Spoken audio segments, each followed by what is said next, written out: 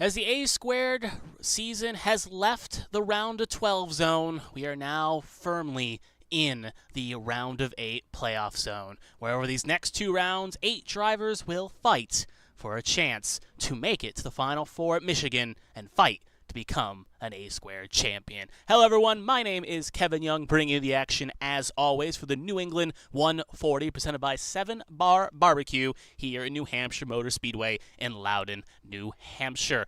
Drivers have already taken place during qualifying here, and we got a doozy of information to go over, but we'll take a look at the results in qualifying before we get over all the breaking news that's happened over the last week of A squared. So there's the driver name. We'll pull over the ticker here, and we'll bring up Mark Dila as he is on first 2 flying laps here. One of the only drivers not to put down a time yet, others being Ryan Pinnell and Austin Mongold that have yet to put down times. So obviously 4 minutes ago the session, obviously the session flag says checkered, but that is not fully indicative as we are still waiting out the rest of the session here. Fastest car at the moment is Feather Place, Wansing, Gaiman, Marshall, Vordon. Top 5 all playoff drivers in the top 5 spots right now, but we'll see if Mark Dila in these next 2 laps can crash the party and put himself in a spot to jump inside the top 5 or the top 10. First lap only good enough for 19th, as we'll go inside the gearbox, the cockpit of Mr. Mark Dila, as we'll see what he can do here on the second lap here. Last really short track we will go to is we'll have a 1.5 mile over in Las Vegas next week, and the finale will be at the 2 mile Michigan track. So this is really the last chance we'll see drivers heavily using their brake pedal, and some drivers love these short tracks, others will be glad we're leaving them, but indifferently, we'll see how it plays out. So second lap done for Mark Dila, not going to improve, he will improve, but not enough to go any higher, P19 for him. So we do have a lot of news to cover, so we are going to get into it a little bit early. I know we usually do save it for the warm-up show, but with how everything's been spaced out, we do want to make sure we get everything in here. So we'll have to go over the big elephant in the room here, and as you can see through the scrolling ticker at the very least right now, is that you're wondering where is John Hagen, the number 1 machine? And well, after last week, the A squared committee came together, obviously that rule over pedalies, everything like that, and they came back with a pedal report that was very shocking, to say the least, as Hagen was ruled in favor of a couple, 2 confirmed intentional wrecks during this season, involvement in egregious incidences, a previous suspension that was on probation that was later violated, and contact reviewed for race manipulation. At the end of the day, the board voted in a favor to remove John Hagen from the remainder of the A squared 2025 season effective immediately, as a majority of the panel has voted on. So John Hagen is no longer in these playoffs, as he is now not going to be contending for a championship, and that is going to reshuffle the standings here, as we'll pull them up on the screen right about now.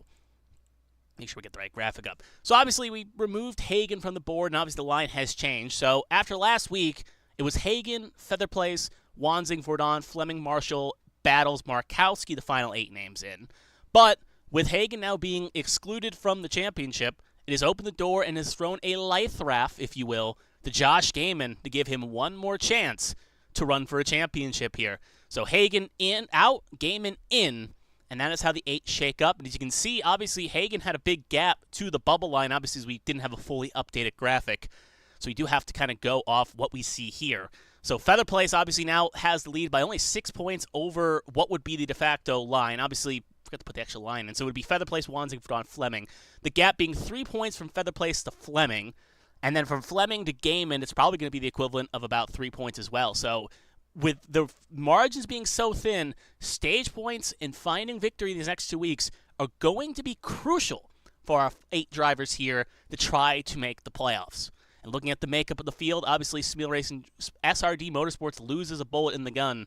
Same thing to a point, but got to give a hat tip to Black Acid Racing. Some question their draft strategy, but at the end of the day, they've gotten 3 drivers in the final 8 and have a little under half a chance to get at least 1 driver into the final 4. So we'll have to see how these next 2 rounds go. Qualifying indicatively right now, we have 5 drivers obviously in the top 5, and then after that, the rest will file and we'll show you obviously when we go out throughout the starting grid results. But that is the major news in A squared situation, as that came down as a shock from the penalty report here, and Hagen is now out and probably won't be participating in any more races this season. Obviously, he's now ineligible.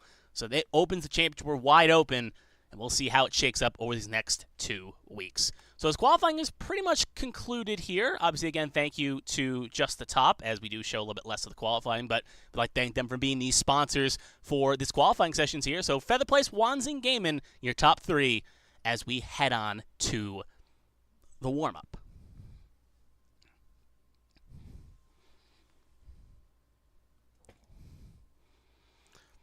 So as warm-up is now officially started here, drivers have 5 minutes to put down times, whatever they see fit, and can do this time. Deem use the bathroom, practice pit rate, entry, and exit, get some last-minute lap time practice. Whatever they so choose and whatever they so do is up for their consideration. But we do want to bring up one interesting point here, as obviously over the week we talk about, as we see throughout the calendar here, drivers will run special schemes. They'll run special paint schemes throughout the seasons for either theme events that A-Squared would do, personal things, like when Ryan obviously had a child, a baby dad, a girl dad, I should say. He had a special paint scheme for that. Other drivers, when they're more personal things, whether in real life or if someone close to them, they may run a scheme. And while we do wish it was more positive news, we do at least have one of those special schemes today we'd like to go over. The driver of the 38, Chris Fleming, over the weekend ended up himself and his girlfriend Nicole ended up losing their special cat Romeo here, as you see on this paint scheme here. Very pretty scheme done by Kevin Feemster, taking inspiration from the Rainbow Bridge, a place where pets go when they do eventually pass on. And obviously that cat meant a lot to Nicole, meant a lot to Chris as well, and you see it on the car right now. And obviously going into the series, a lot of people here have pets. I have my own pets. A lot of people have dogs, cats, fish. I have my own cat right here sitting right next to me as I pet it right now. And he sits near me, watches races, and he always likes to be content in the same room that he's in. And it can be very hard when you lose a pet. It can be very tough, if you will, to have a pet in your life and it ends up passing on. It can be very tough. But that cat, to kind of go over the point of the Rainbow Bridge, is a point where they eventually pass on and they go to the bridge. They're no longer really in pain. If there's any illnesses or anything they suffered from, they no longer feel that pain. And it does hurt, but eventually there'll come a time when owner and pet will eventually come back together and meet again, whether in this life or the next life, when everything in between, they'll be reunited and travel across the Rainbow Bridge. So as we'll see a couple more angles of this paint scheme, it's a great scheme done by Kevin Feemster here. We'll see if we actually can get a nice little close shot of this real fast. But yeah, there we'll go with this, and we'll just do something manually here. Let's see. Gotta make sure I clicked on it. But yep, it's a very pretty scheme here. Looks like that will go way of plan. But as you see here right now, and to end this quick anecdote before we head on to the main race here, it's always best, especially for Nicole if she is watching, and obviously Chris if he's listening in. It can be very tough, but it's best to smile and remember the good times you have with Romeo, or whatever pet you have in your life, obviously in their case, Romeo.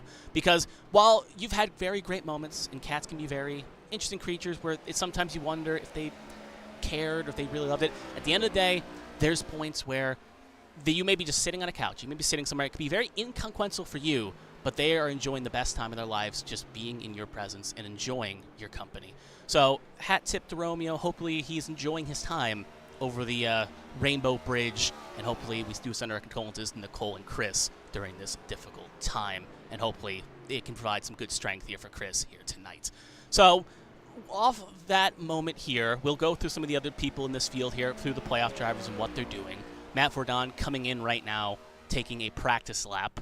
Obviously coming into practice pit lane. Edward Marshall currently sitting on pit lane. Seth Wanzing running a Chiefs scheme as the NFL season's about to start up here, as he's looking to bring the theme of the Arrowhead Stadium and the crowd to him. Obviously winning last week into that point. Obviously we see in the chat right now Mark sending condolences to the 38, but also repping Seth here for Midwest Barbecue, hoping he can get a win here tonight and get his driver in to the get into the Final Four here and go for his third championship. Josh Gaiman, driver that definitely found a little bit of luck here, is in the Final 8 again, trying to go to the Final Four for the first time since 2023. And the number 61 We'll see if anyone out. The other playoff drivers are out. Darryl Markowski sitting in pit lane right now. There he is. Brandon Featherplace with good time, not on the track at the moment.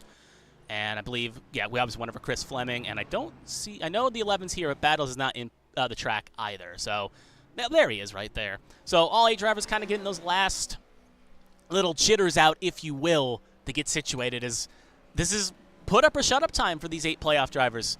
They know what they have to do. They win here. They don't have to worry about Vegas next week, and they don't have to worry about math. But with being the gap being so close, any major mistake could put you in a spot where you may have to go for that Hail Mary in Las Vegas. So warm-up officially done. Wanzing the fastest. We will now move on to the main race.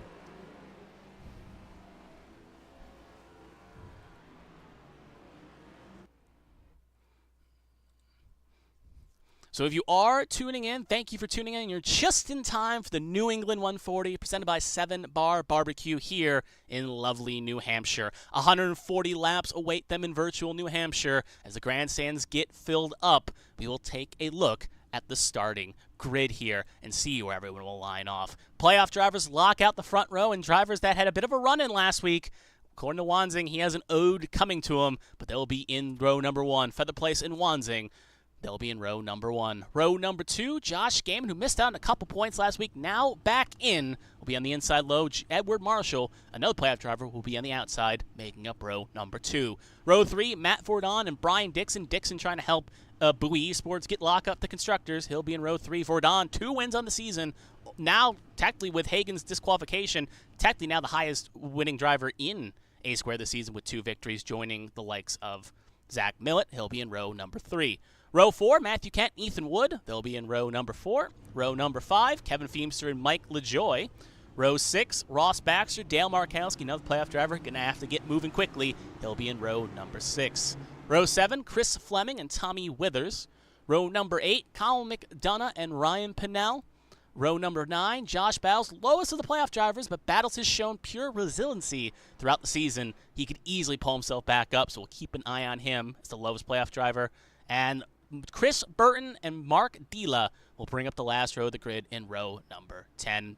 Let's not exclude Mostyn Mongold, as he's in row 11. We'll see if he comes out on track. So we should not get much long pace laps here. That is short track. We'll see if we get one extra lap here. Usually with these short tracks, it can be hit or miss whether we get the extra pace lap here. While we do have this second here to go over it. We'll see if they pull off. Not, we'll hold off on the race information in just a second here. Pace truck will pull off, so we'll have to hold on the race information, and let's get this race going. Quick pace run. Green flag is out. Away we are for 140 laps in New Hampshire.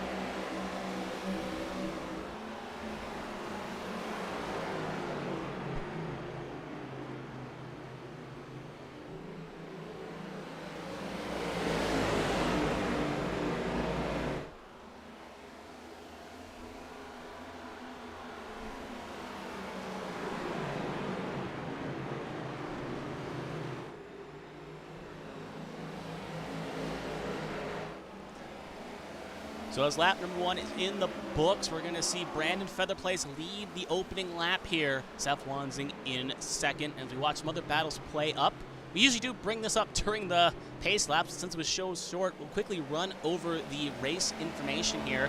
Obviously, 140 laps do await these drivers right now. First stage ends on lap 20. Second stage ends on lap 70. 50% fuel loads. As always, no faster pairs. 3 green-white checkered attempts needed, if needed, by the end of the race.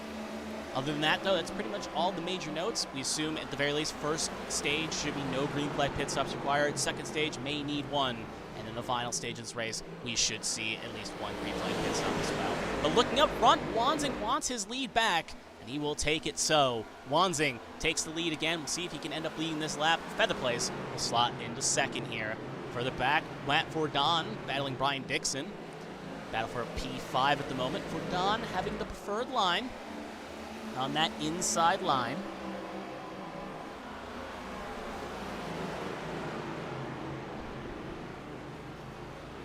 He's side by side, banging it out here. Again, it's if you get kind of stuck, this is when these next cars kind of get close to each other. It's about making sure you get the right line. We may even see Vordon be maybe a bit aggressive. But right now, really just not sticking that bomb the way he needs to, and he'll have to slot right back in Brian Dixon in order to stop a charge there from Matthew Kent. But Dixon going to stay in front of his line. It's always going to leave the door slightly open for Verdon here.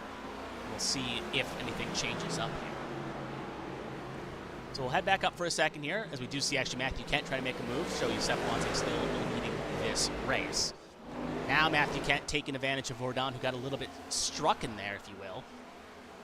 And now we'll be side by side with the Bucky's man. Kent ended up finishing P4 last week at the Charlotte Roval, almost got a second podium, but ended up making a slight mistake in the last corner and gave it to Kevin Feemster for his first podium of the season. But Kent has definitely showed resurgence here in the later half of the season, definitely showing some strong drives in that 15, looking to be the ultimate spoiler and try the first non-playoff driver to find victory here this season in the playoffs.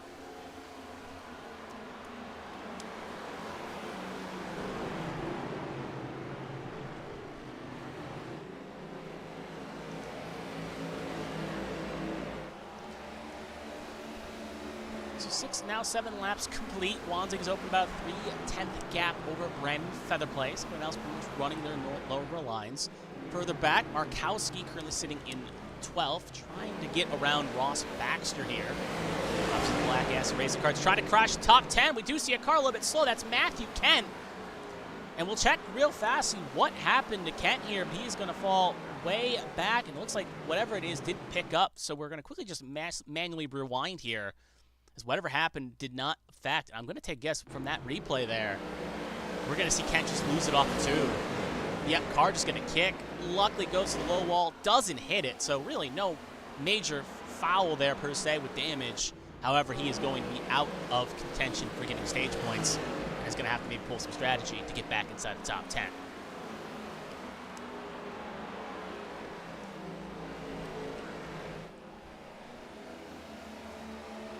So Marshall, kind of keeping an eye on Marshall getting a good run here on Gaiman. Marshall, definitely a driver that I personally would say is pegged as a dark horse to make the Final Four here. Definitely a driver that comes to life when you least expect him to. Right now running P4 at the moment, trying to put a challenge on the 61 of Josh Gaiman here. So we'll go on board with Edward Marshall. And actually, we'll pull up the data there so we can see his speeds and how he's going in. Obviously, due to the limitations of ATVO, we can't get the throttle and brake inputs to work.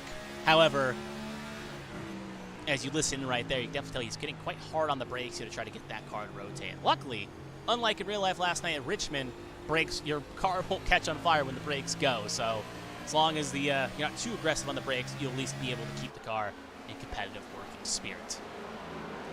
You see a little bit of a lockup there by Gaiman trying to get the car to rotate in. That's going to open the door for Marshall.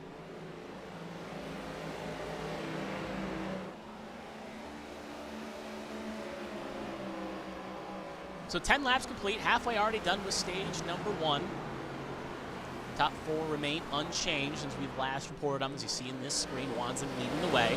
Last stage point right now belongs to Chris Fleming in the 38 machine. Obviously, with the points being so close, stage points can be crucial.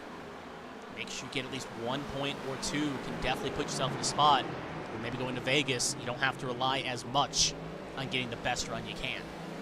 But he's got to hold off his teammate in Dale Markowski, who over the last couple laps has been putting down slightly faster times. That time by, it was Fleming a bit faster, but the previous 2 laps were favoring Markowski here. You gotta make sure you hit your X's and O's, get the best exit speeds you can, and make sure you don't make too many mistakes. Speaking of a mistake right there, Kevin Feemster, I should say, he went up the road a little bit in his Herco machine. Gets passed by LaJoy, now in danger of maybe falling outside the top 10.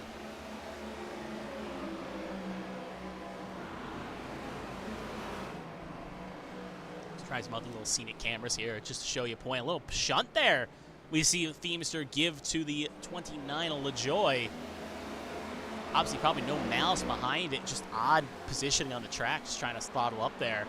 And that's going to open the door for Fleming on the inside. But we've seen that inside line, we assume, could be at least an all right passing lane, but can be tough to keep it down there and really rotate off the corner if the car outside is giving you that kind of trouble. So it can be done, but you got to be sure of yourself if you're going to go low to get that extra rotation.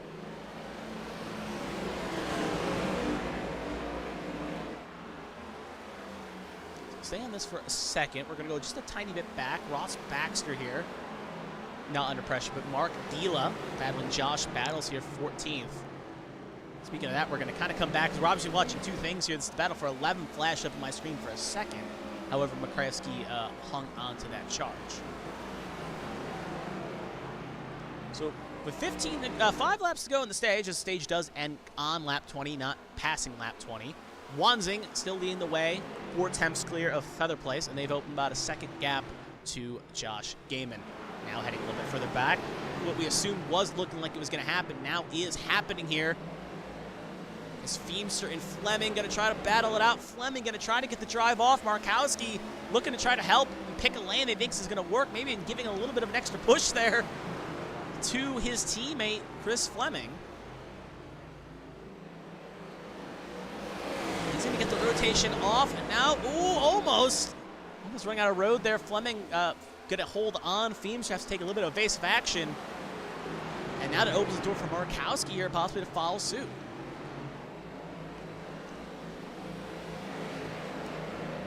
Still side by side for last stage point. And Markowski going to get clear, so put the 33 up the 10th.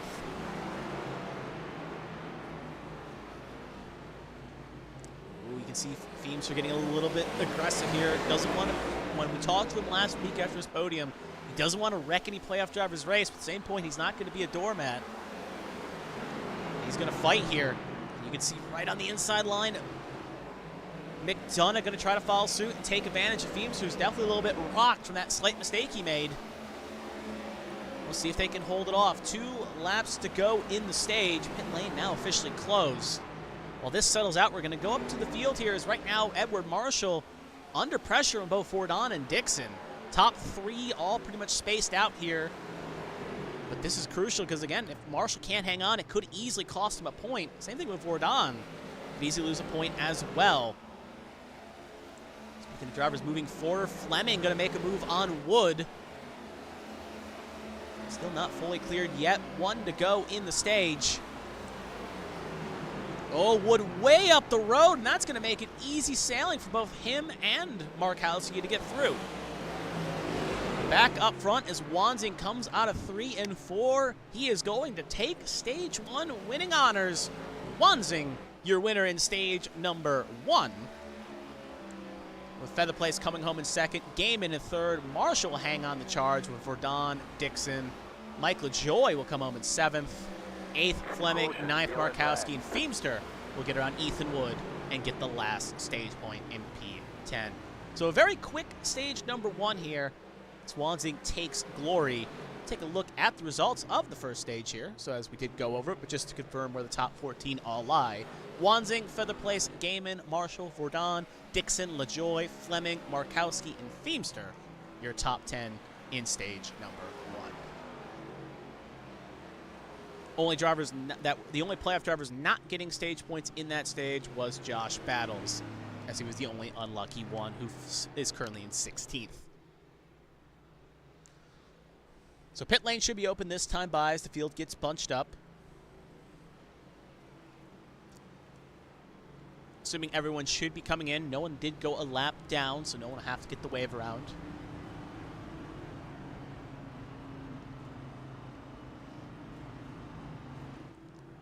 Assuming everyone should take 4 tires here. And obviously see Feather Place round in the back of Wanzing there just to make sure he doesn't give any extra time he can, because it can come down to mere seconds. You want to make sure you're as close as you can to the driver ahead of you if you can help it on pit lane, so you try to give yourself the best run off. So as we'll get the good pit lane camera here, that gives a good view of the line. Obviously with Feather Place having the pole, he will get first box.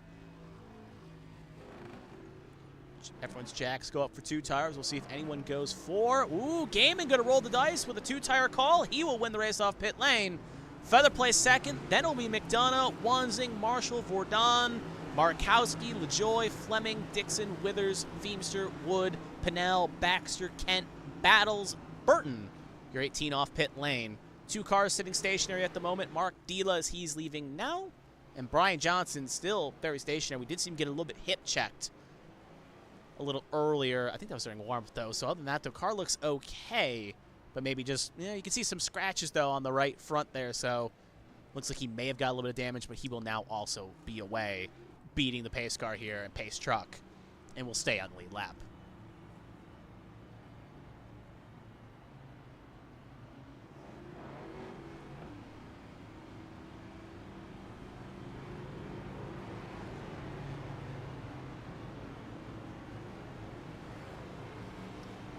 So we see the lights out on the pace truck now, as obviously no cars had to get the wave around here.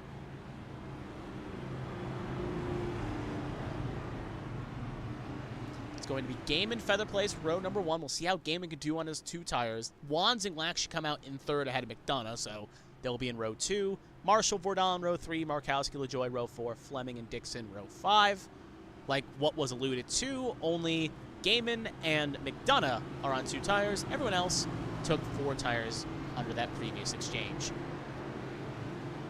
Stage goes to lap 70, so about 50 laps await these drivers. We do assume a green flag pit stop will be here if it stays green. Control will be on Josh Gaiman. Green flag is out, and away we go.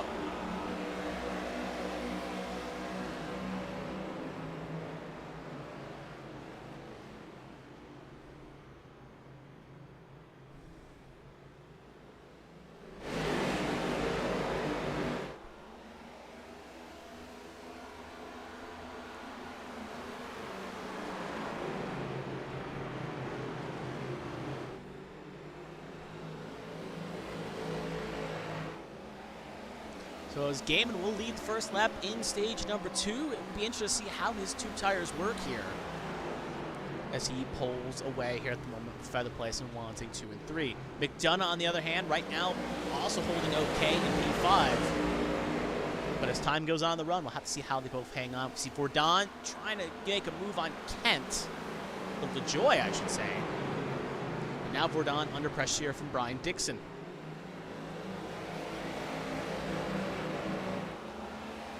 Vordon trying to make the move on the 03 machine. Further up the road, you can also see Markowski trying to make a move on McDonough. We'll actually go wide camera here to show you it. Right there, McDonough going to try to hang on the charge here. And that 33, still side by side, both cars are. So best we stay in the wide shot here.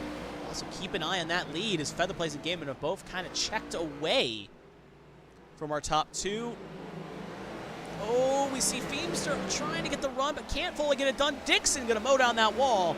Should give that spot to Vordon here, because that is going to kill the speed coming down the straight. But not going away. Markowski going to try to box that number 39 out of the door here. But it will work. So Markowski now to 5th. LaJoy going to try to make a move on 6th here. So McDonough going to be a little bit slow on the throttle, but it is a car park back here. These cars are just squabbling for position.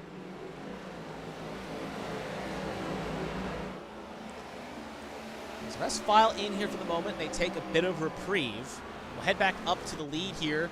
Show you Gaiman has now gotten a little bit more breathing room on Feather Place as they've pulled away heavily from Wansing. Obviously, this run being a bit long does make you wonder if tire saving is coming into play a little bit here. Markowski getting a little bit antsy, feels like he can make a move.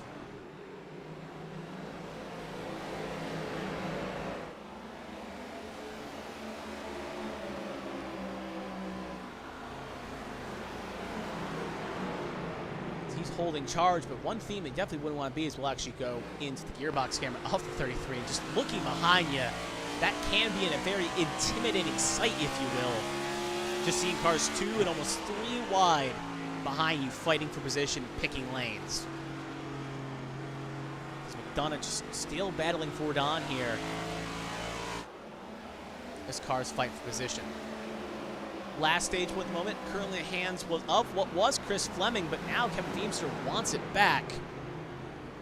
They will be side by side here heading off into 1.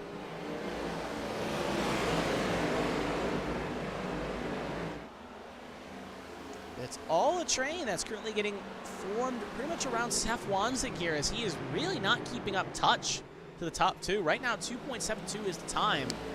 And looking at his lap times, He was one of the fastest cars in the first stage, obviously putting down the personal best of the race. However, in this second stage, he's really dropped over half a second back of Gaiman and Feather Place. Now, again, we do at least wonder or allude, is he maybe trying something here? Obviously, we don't have the full numbers, per se, of how far you can make it in Stage 2. And we see in the chat right here, Aaron Edwards brings up a good point. He is the defending TNT New Hampshire winner, so he definitely knows how to get around this track. So obviously, TNT being another series under the umbrella of ARCS as a whole, he's definitely has some experience around here, but it's just an interesting tidbit as we saw him have very fast speed, but now he's beginning to fall back a little bit here. But I would more allude to it being more of a possum situation than it being a situation with him fully just lost speed for some reason. Speaking of up front, Feather Place is also beginning to lose touch to Gaiman, who's opened up well over a second lead to the driver of the 34. So Gaiman pulling away here at the moment with those two tires, which again could be information at the very least if we get a short run in the final stage. Further back into the pile we go. Fleming trying to make a move here as we'll go on board the Rainbow Bridge machine here. Almost is on the corner panel, Brian Dixon here.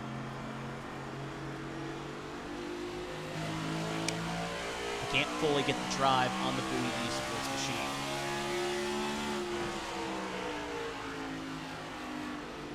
So picking your spots, picking your lines, picking your moves. Try to get yourself the best run off you can. Speaking of, last stage point is with Kevin Feemster at the moment, who sits in 10th right there.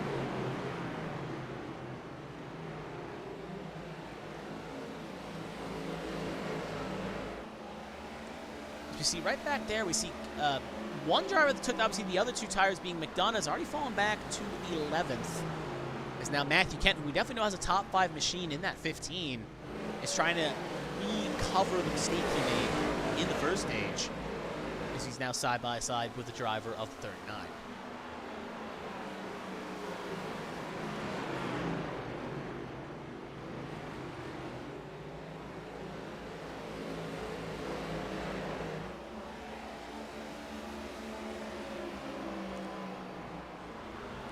So is Kent still side by side there? Eventually, I think he'll get the run off here with those extra tires as they begin to grip in.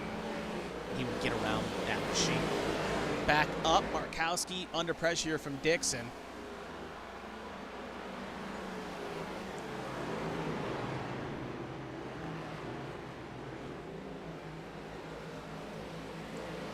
Markowski now back up on that high side. Ooh, Fleming with a good lunge there. Maybe thinking about sneaking around.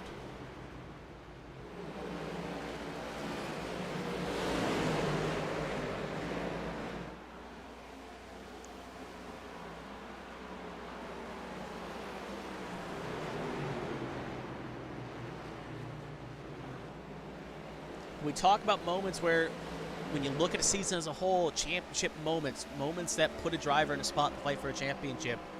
This could be a spot right now with Markowski holding on to his spots, Fleming as well, one of the bigger movers in this race, along with Markowski, both up 5 and 4 spots respectively.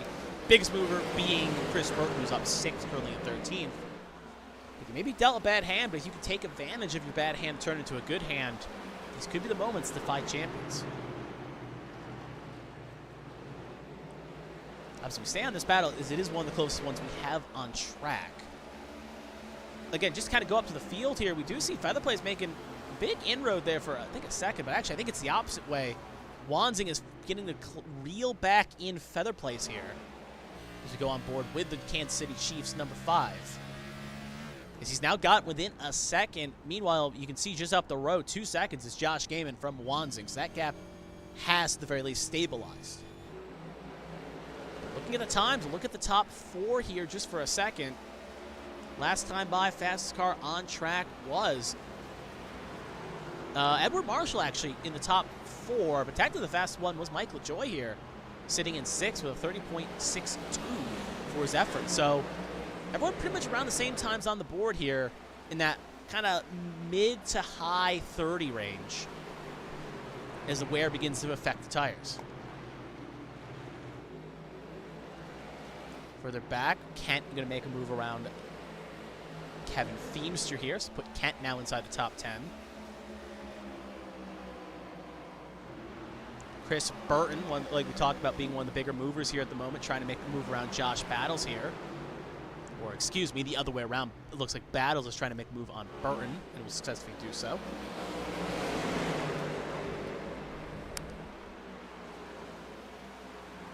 One car currently at the moment off the pace, Ethan Wood, who obviously makes me wonder if he may have had a slight spin somewhere on the track. We'll take a quick look just to see. It looks like he did have a moment. We'll quickly just take a look here to see what happened. Obviously, he was in about top 15, but now it's obviously way off the pace. Oh, similar to what we see with Matthew Kent earlier. Ends up losing it, comes up the road, almost collects Mark Dila. Again, being a single car incident, no caution will be called. He gets off the racing line before anyone else comes around, so could have been a lot worse, but luckily, just a single car incident, and we stay green. So back up front, Josh Gaiman leading the way. 2 tires working, again, pretty much being the Logano at this moment. Looked out of the playoffs, pedally put him back into the playoffs, and now trying to take advantage of this extra life to try to punch his ticket into Michigan in about 3 weeks' time.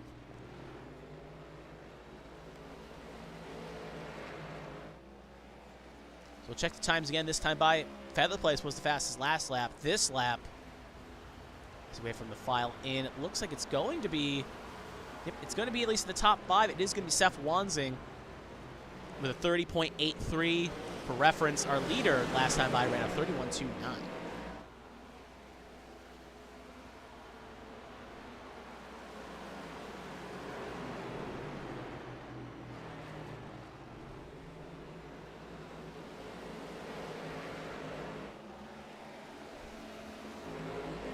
Dixon, we'll cut back here to Dixon, who's still been using his last many laps to try to make a move on that 33 for 7th.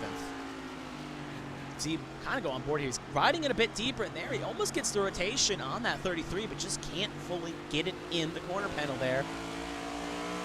You'll have to back off. So this is what we see sometimes in short track. You can try to change your line, if you will, by going in deeper. As we see right there, LaJoy way up the road there, just trying that 3rd line. But some drivers like to go deeper, some like to get the better rotation off the corner, others like to back it up a bit earlier. It comes down to preference of how you feel with the car, and as these cars run setups made for the series itself, you really got to try to understand what the boundaries of it, and sometimes it will play into a favor of drivers, other times it won't. So it really can just come down to case-by-case difference. Right now, Mark Carson still surviving the challenges, but about a 2nd gap has opened up between this little gaggle of 4 cars and Mike LaJoy, who sits in 6th.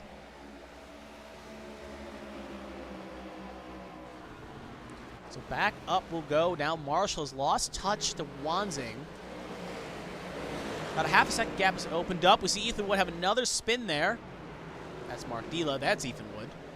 He will get it going again, but that corner has caught him out twice so far, and he's now going to be the first car to go 1 down.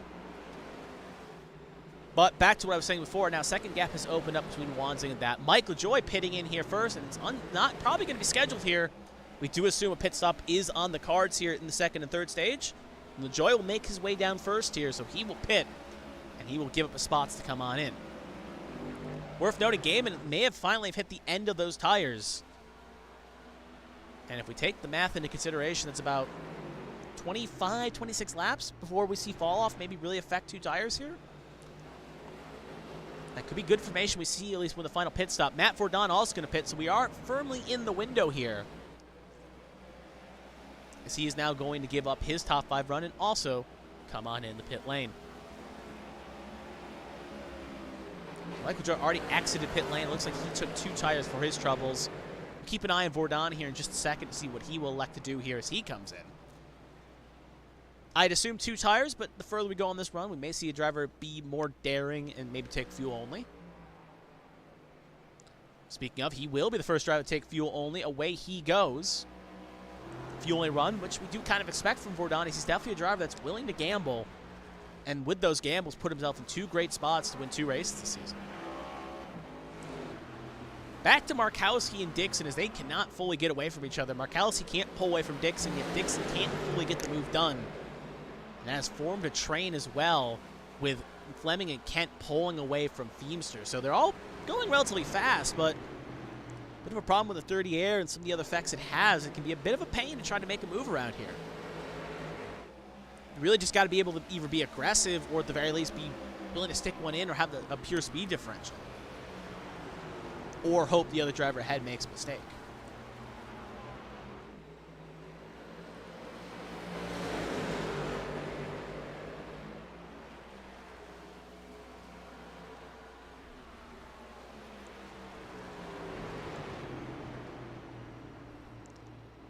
So we'll stay on this battle at least for the moment. Nothing else fully changing up the road. We'll actually go on board here with Chris. Actually, we'll go on board with Matt Kent, as he's got a pretty good seat here for the 3 cars ahead, as he's the last car in this train.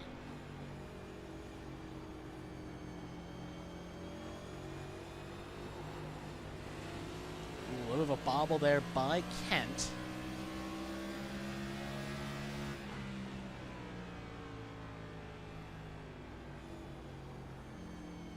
Again, Dixon being very conservative, just trying to get that car to make that right move.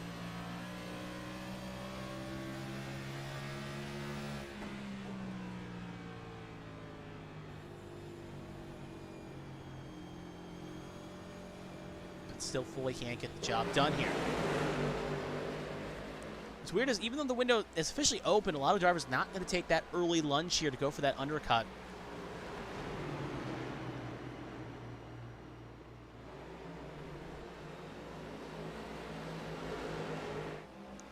Playing it smart, playing it safe, if you will.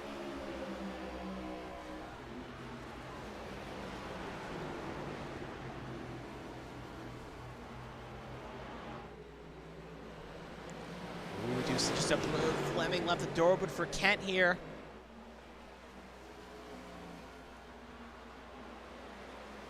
But can't fully get it done. We see Fleming trying to make something happen here. So while we watch this kind of play out here, we do want to update the leaders, but right now, again, this is still one of the closest things we have on track at the moment, as their intervals are the closest. But now, Gaiman has been reeled back in by both Featherplace and Wanzing.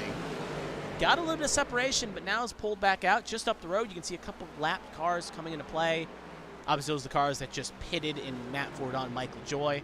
Brian Johnson has not pitted yet, so he is not in this equation, but they are going to catch at least a little bit of traffic here, and that can play a factor, because it could maybe mess up your line, block up something, or at the very least put yourself in a spot where you may have to pick a different line, and could allow the car behind to get around.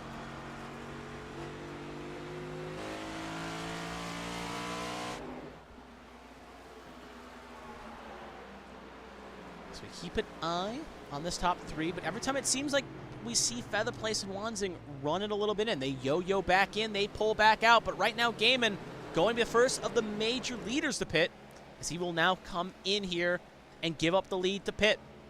Keep an eye on him in just a second. So the cars file in. They're side by side right now. That's why we wanted to wait for a second here. Is now Dixon under pressure here from Fleming.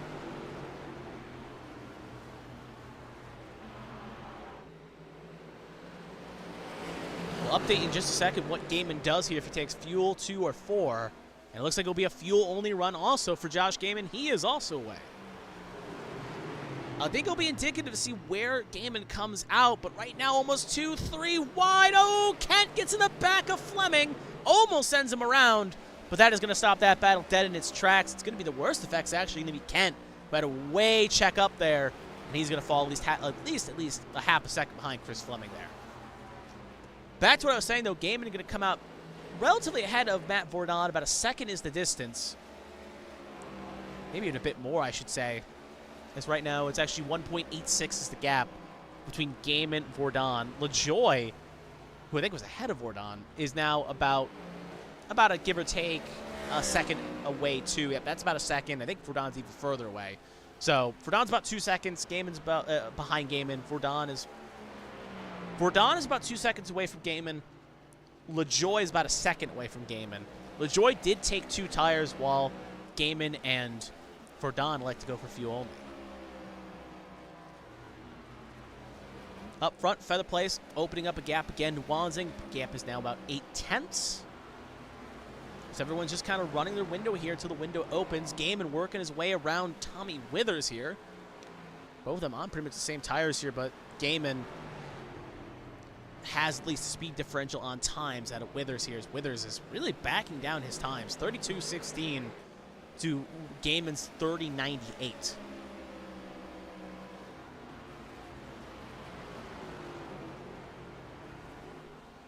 Feemster really struggling here as he gets pinched up to the wall. Baxter going to snake around him, so Baxter now going to be up to de facto 8th on the track. Feemster now in 9th.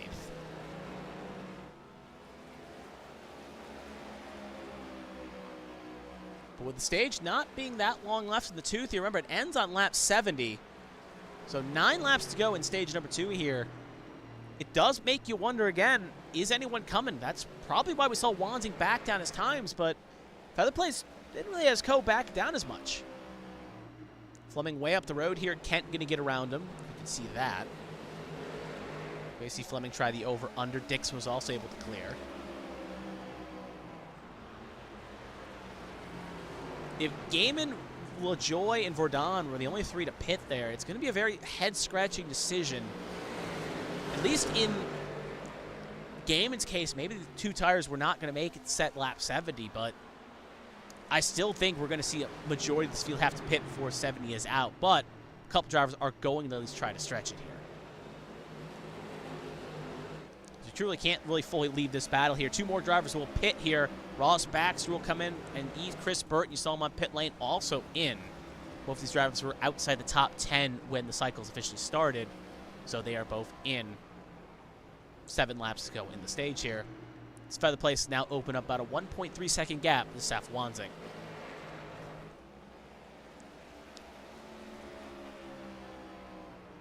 I think what's indicative is looking at times right now. Let's see what happens when Marshall crosses the line here. Yeah, Edward Marshall's running about a second slower as Kevin Feemster's also in. Let's see if we go inside the cockpit here.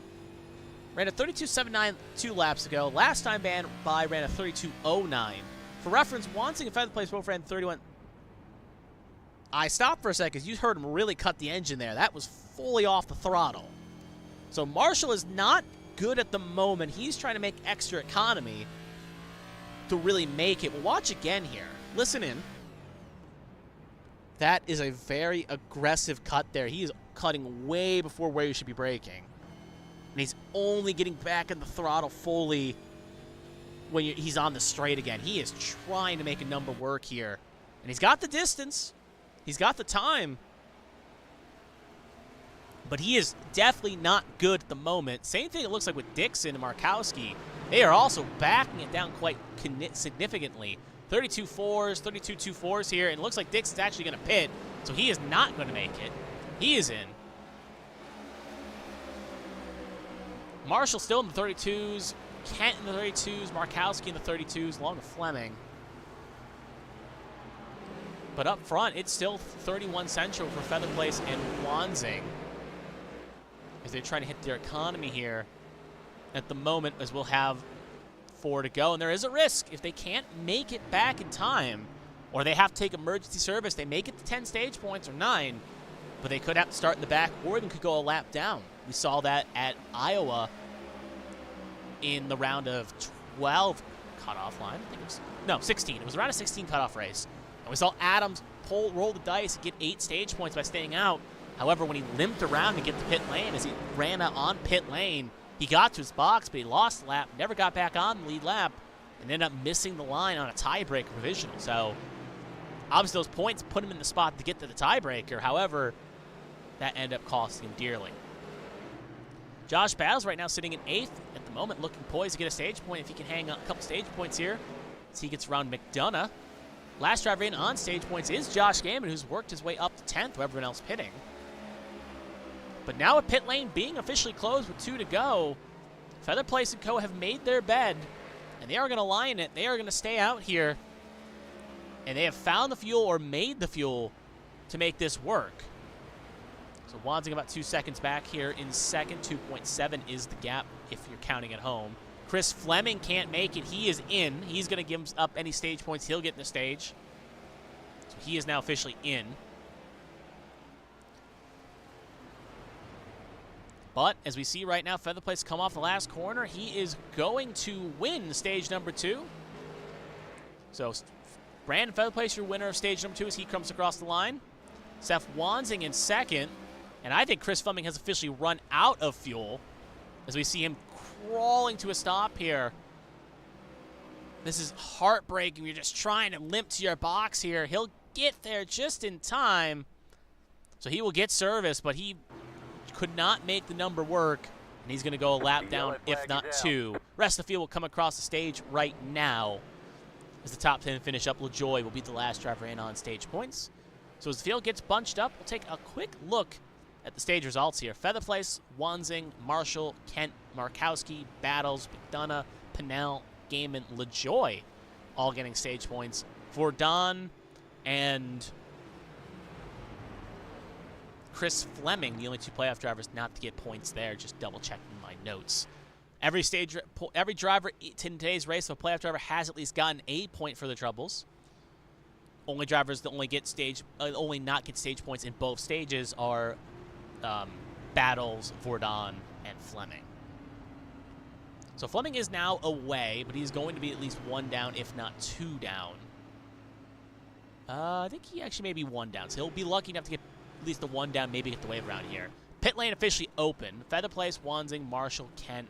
Everyone should be coming in for the most part here. Gaiman going to come in as well, so obviously that gamble of going hard did not fully work out as the full pit stop window did not cycle through. So has got the track position but not get the points he needed, but at least got a stage point in return. The rest of the cars begin to file in. We'll recycle the field in just a second. So Withers, Feemster, and Burton are all going to get a lap back here. So we'll recycle the field in just a sec when everyone cycles in. But on the race-off pit lane, Featherplace and Wansing will come out 1-2. 4 tires of fuel for both. Ross Baxter, who is a lap down, took 2 tires, so he will actually not factor into his equation. Marshall, McDonough, Battles, Gaiman, Markowski, LaJoy, Vordon, your top 10. Dila will be out next. Then there's Chris Fleming. Long stops here for both Dixon, Pinnell, and Withers here. 41 seconds for Pinnell. Bit of an odd stop for him. He's now away. Johnson also leaving as well.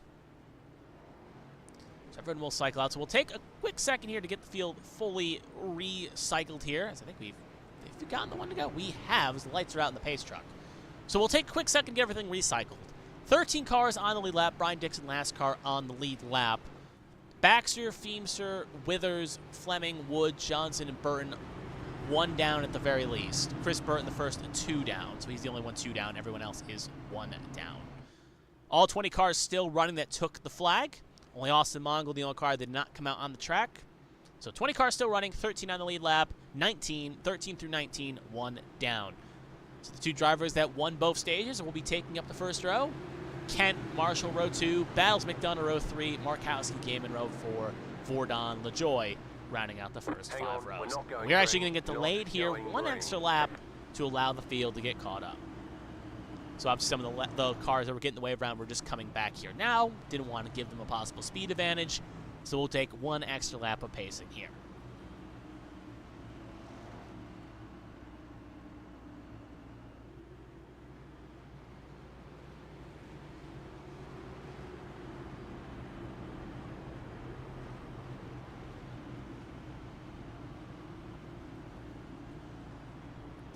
So this extra lap will get a quick second to get re-gripped.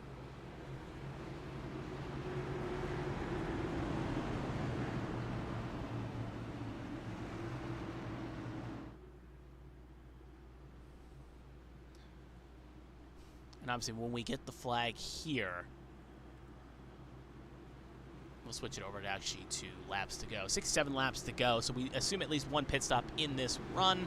They made it about 50 laps there on 1 tank with a little bit of saving. So I would say assume they'll split this in half and take this to the end. So we'll probably see a pit stop within 30-ish laps here.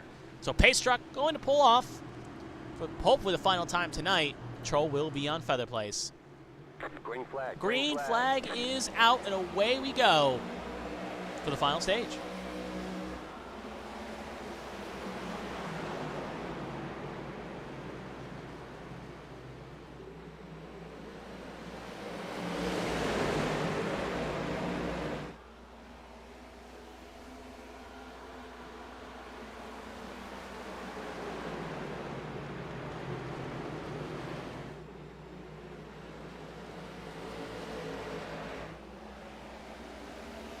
So Feather Place will take off where he led in Stage 2, will lead the final lap in Stage 2 and lead the first lap of the final stage as they begin to battle out here. Wanzing, we know, has a strong car, how strong he was in the first stage. Obviously, he's walking on a tightrope here. He doesn't want to end up making another enemy in Feather Place after last week, so he's going to have to be, wants to get this lead, wants to get this win, but you don't want to end up wrecking him. As he's going to try to get the run off the corner here. Feather Place going to hold strong and will keep the position for now. But how far long can he hold back here? That fuel saving may be out of the equation. And Wanzing going to get through here. A little bit of a shunt there by Feather Place. But Wanzing will hold strong and take the lead back. Now Marshall going to try to follow his Sunny Money owner through here. This is going to try to get a run there on Feather Place, but can't fully get it arced. Battle stuck up the road there. He's going to lose a spot to Kent. Gaiman going to try to follow suit and try to get on the inside of the 11 of Josh Battles. Personal best and session best for Seth Wanzing. First driver to break into the 29.9s as he's now fastest driver on track. That number 5 machine that leads this race.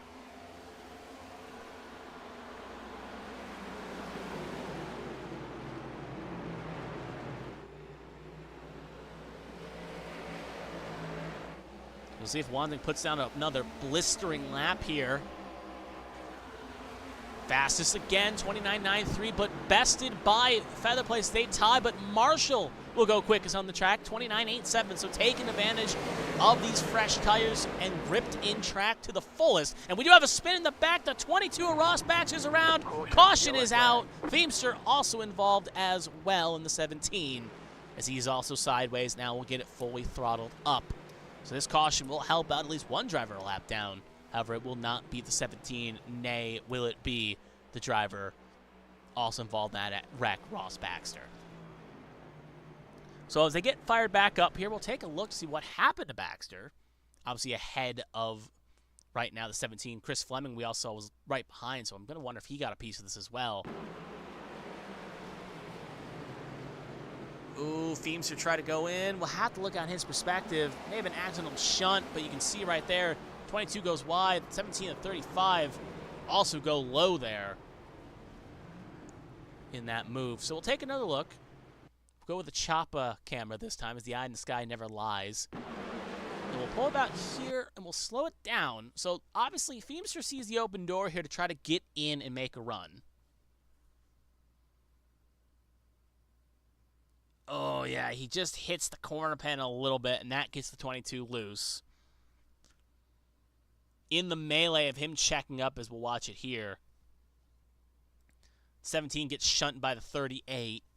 That sends both of them low. We'll have to ride aboard with Ethan Wood, as I think he's going to have a good angle. 17, great avoidance to end up not hitting that wall there. 38 ends up also getting through. I'm curious to see what happens to the 88, so we'll take a look at that as well. But other than that, the really only major casualty at that moment was the 22, even though it's very minor. We'll take another look. This time we'll go with another angle, this time of the 22 here. There we go, and we'll play it again. Yeah, just a shunt, gets him loose, and ends up collecting a few more cars. Ooh, good avoidance by Ethan Wood there. And we'll take one more look, this time right on board with the 88, so we want the 88, and we'll play it out here. He's going to have a very interesting perspective of this.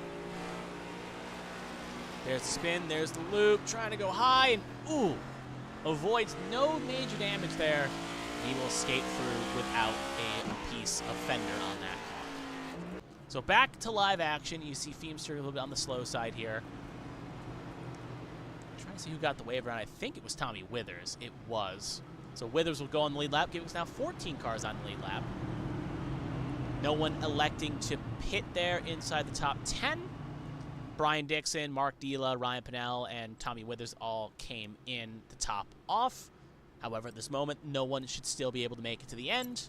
Unless, well, yeah, no, because 50 would seem to be the magical number they could really push to, so a little under 50. So no one can make it to the end, just trying to get off sequence and open up the playbook. Control now be on Seth Wanzing. This will fire off again here. Green flag. Green flag is out. Away we go. Good launch there by Wanzing. Feather Place coming under pressure here from Marshall as they head off into one.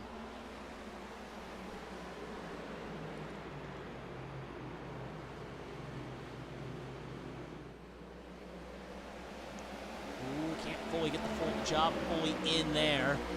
Feather Place will hang on, though. You can see further back, though, Game and taking advantage. We know he's got a strong machine. He's got to be making sure he doesn't end up being his own worst enemy here.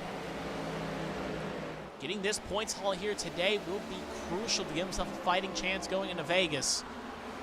As Kent tagged the wall just lightly and will fall back to 5th here. Over the road, Markowski side by side with McDonough. Pinnell, I believe on fresh tires, he is along with Dila and LaJoy. Going to try to take advantage of that slight tire advantage here.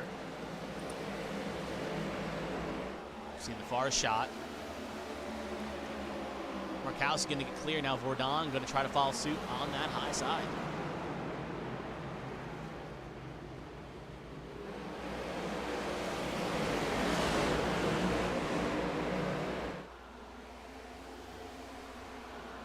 These cars filed back in here. Dunn not going to go away, though. Going to try to answer back here on that low side. Now way up the road there in the far shot. Gets pretty much settled out. We're going to go back up to the lead just for a second. Actually, we'll hold on for a second. Obviously, some gap is separated, but it's getting pretty close up front. We don't want to miss this. But obviously, you don't want to miss this as well. It's pretty much pick our poison here. But as we can see in the lead cars, separation has opened up a little. So we'll stay on this for now. Oh, bit of a contact in the back. 38. It wasn't even the 38. 17 of Feemster, I believe it was. No, it was actually, sorry, it's 29. A lot of 3, 8s, and 9s in that pack there. And it's going to be Mike LaJoy who ends up getting a little piece there, and he will keep it pointing in the right direction, but ends up going a bit sideways there. So, obviously, if you look at that, look at those top spots here, the 39, the 29, the 38, the 88, all kind of blend together when you glance at a number on the side of a board. That will cause a little bit of separation here. We'll head back up to the lead right now, and it is pretty much dog tight between the top two. Wanting has not been able to fully pull away here. Right there, a little bit of a checkup by Feather Place. That's going to give some breathing room, but it's like Feather Place gains a 10th and then loses a 10th. Ooh, way off down the road there, the 39 of McDonough, and he's going to lose it. Lock it down, McDonough, lock it down. He will lock it down. Single car incident. He'll get off the groove, and we stay green. Sunday Monday looking to try to get a 1-2 here. Right now, obviously, if any of these 4 drivers in the top 4 were to win, they would punch their ticket to Vegas. Some could argue this could be the Final 4 we see heading after Vegas. But wouldn't go that bold of a claim yet, because after Kent, you still got 3 strong cars in Battles, Markowski, and Vordon. So nothing is officially written in stone.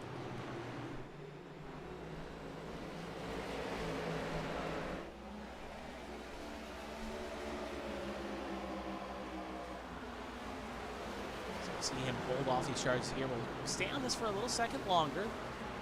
It's one of the closest things we have a track. We'll actually go on board with the CCW man himself, Josh Gaiman, as he sits in 4th.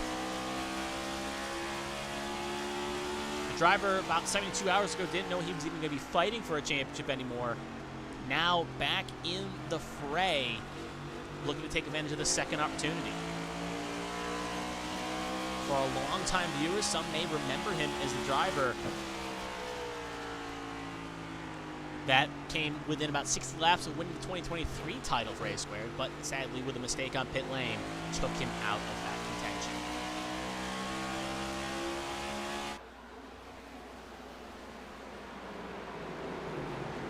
And it raises the question.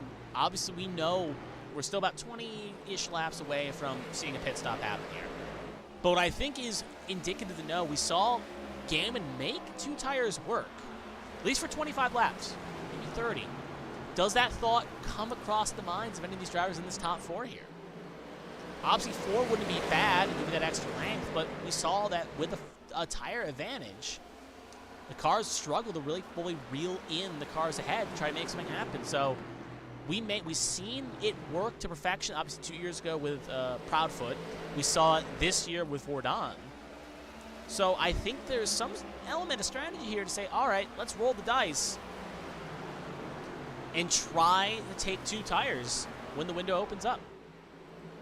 Gaiman not going away here, trying to make a move on Marshall.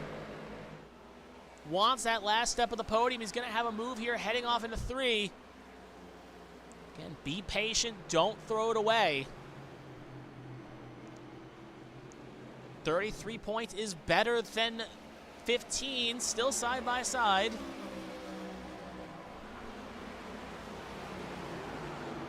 Still side by side.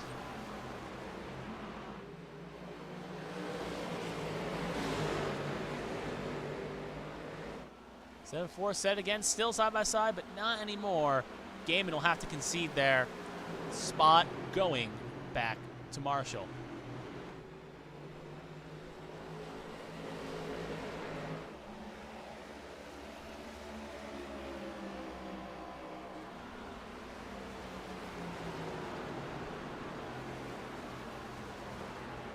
Gaiman's still not going away. That's why we stayed on this battle. Gaiman was not going to concede that spot. Now he will get it done. So Gaiman now in the 3rd. Another eye caught my battle. Verdon is reeled back in Markowski. This is 6th. Obviously, Verdon was an early pitter in stage 2. Ended up not getting the stage points for his troubles. Now looking to try to rebound here. From what we know, we have top 5 car in stage 1. And then after that, another battle keeping an eye on is Dixon, Pennell, and Battles. Right now, Pennell 10th, Dixon 9th, Battles 8th. But the final 2 driver of the bracket challenge, and Josh Battles is trying to hang on to this charge.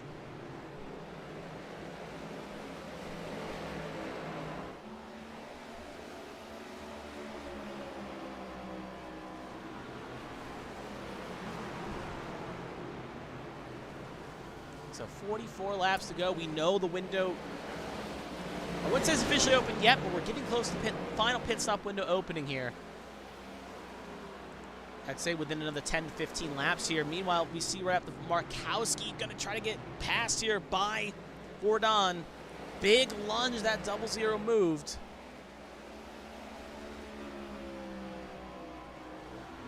Still side by side here.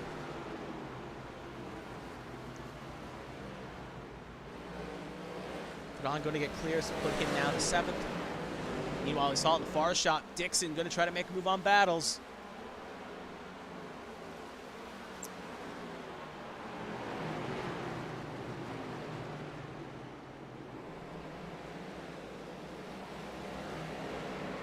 And Dixon's going to get clear, so put him now up to 8th. Battles in 9th. And Ryan Pennell in the Atlanta Falcons machine, now still in 10th, trying to make a move. We're going to go back up to our race leaders. Wanzing, Feather Place, 1-2. Wanzing's open about half a second gap to Feather Place. Gaiman is now about a second and some change back of Feather Place and about 2 seconds back of our current race leader, Seth Wanzing. Meanwhile, Edward Marshall, if we do the up to speed graphic, is now about half second back of Gaiman. Kent there trying to reel down Marshall. Verdon is now pulled away from Markowski. Dixon now in 8th, Battles 9th, and Michael Joy in 10th with Dila and Withers. Actually, that is not technically Withers behind there. That is, that is Chris Fleming. who is hoping for a quick caution here, as he would be the recipient of the lucky dog if a caution were to come out here.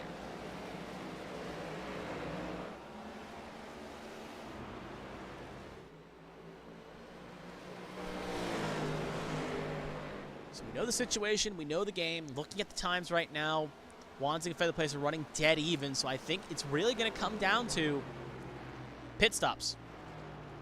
I know, very bold statement to say, but it's really going to come down to pit stops here to decide who wins this race. And I think looking in this top four, one of these drivers is going to be bold enough to try to take 2 tires, but it looks like the window's officially open. Mark Dila is going to be the first car to pit in, obviously outside the top 10. They say once the window opens, the way the wind blows, it goes. And Dila is now in. And he will give up his spot to come on in. Obviously, I think it's just a bit early. You want to go maybe a tad later to open up your door strategies, but at the very least, the window is open.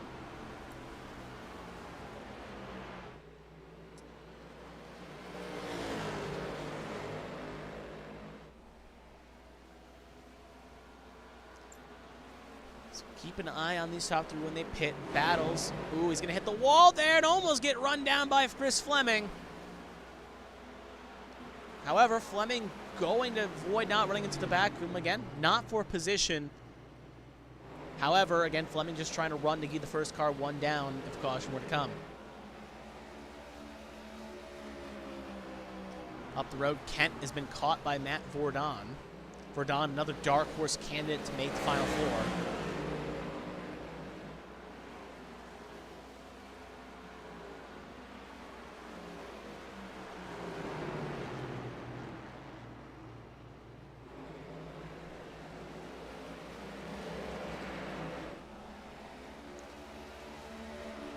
Go on board actually with Dale Markowski. He's got a pretty good seat here to watch this. Ooh, a little bit of a chop block by Kent. That's going to check up Vordon into Markowski a little bit as they settle it back out.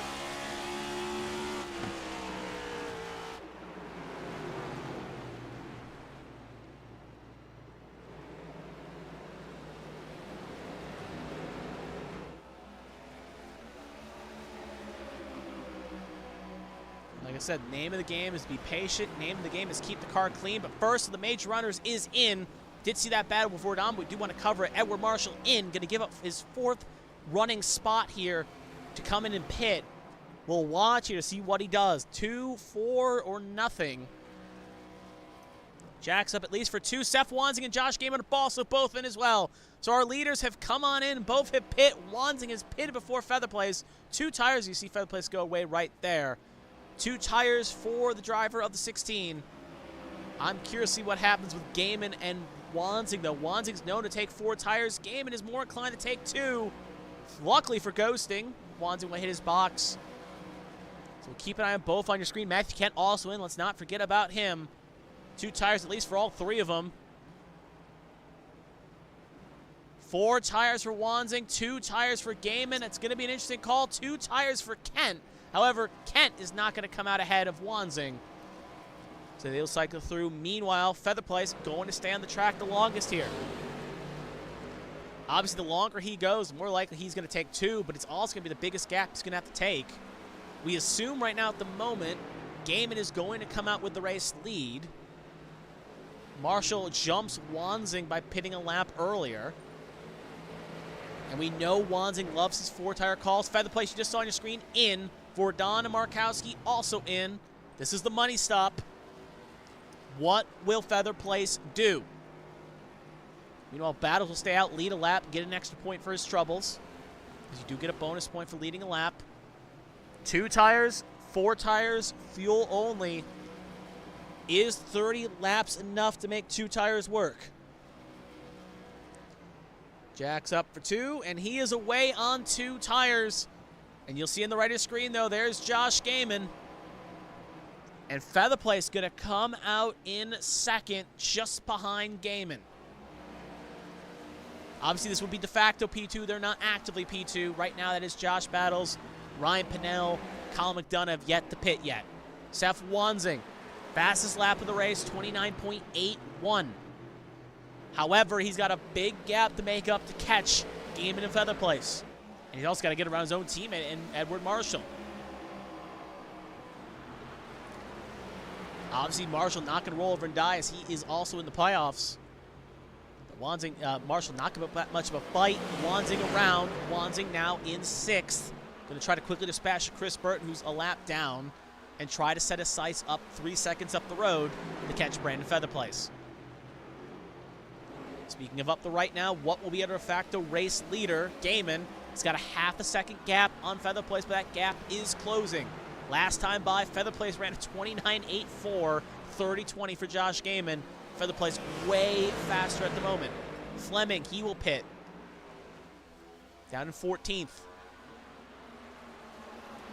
If a caution were to come out, this could really cycle a lot of things in different strategies. McDonough, obviously, that is for position. They'll both get around him, so spot gain for both, but it looks like Featherplace is going to get hung up a little bit trying to get around that 38-9 machine. Looking at last pit window, obviously both Battles and Pinnell can't make it. Battles definitely can't make it. He came in at 71 on the stage break. Pinnell came in at 80. He can go a little bit longer. We can say about plus or minus 5. We can say probably plus 5 laps. Well, I was going to say when Battles pits, but Pinnell going to give it up now. He is in. Meaning Battles the only car yet to pit here. And when he does, that will hand the lead, at least at the moment, for Josh Gaiman. But he has got a fight on his hands. His Featherplace is keeping him honest.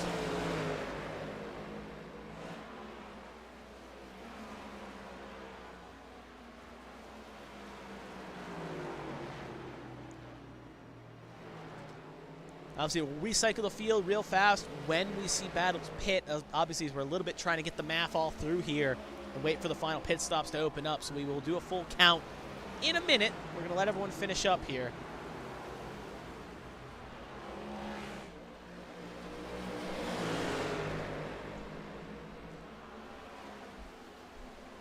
Right now, the narrative is this. Gaiman Featherplace here. Wanzing about to try to make a move on McDonough.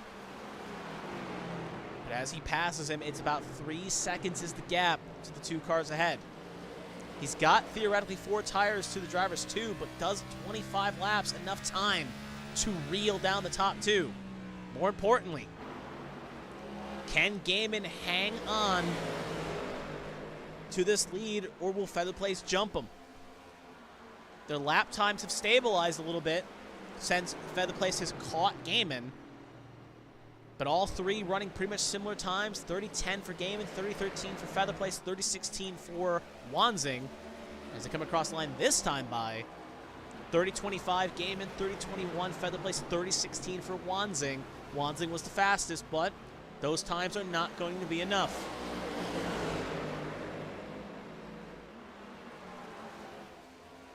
Right now, someone rooting, I believe, Matt Fordon in the chat, currently sitting in 7th. When cycled out, he should be on pace for a top 5 run. But right now, some lap traffic in the radio. You know right now the 61 is on that horn telling you to please move, please move, please move as quick as you can. They're going to work around Brian Johnson, and now they're going to try to make a move around Kevin Feemster. Feemster is also a lap down more than 1, so you'd be going 2 down, so less of a fight. But look at that run Featherplace is getting. This traffic's also playing in the Wanzing's hand a little bit. Looking up the road, trying to see if there's any other traffic. I don't see anything, but Battles now officially pitted. This means this is now going to be de facto lead as they both get around Battles. Featherplace going to get a run here on corner entry. Does he aggressively stick it in? He will not. But you know he feels confident in that car if he can get on those brakes a little bit quicker. Just ride on board here for a moment with Featherplace. Looking up the road, I think that's Ross Baxter, who can actually be a friend to Featherplace as they both drive for Bowie if Featherplace needs it or wants it. Obviously, you don't want to risk the wrath of race manipulation, but at the very least, you can, at the very least, hope your teammate helps you out. Looking at that point right there, Featherplace tried to go the long way. Can't fully get it done.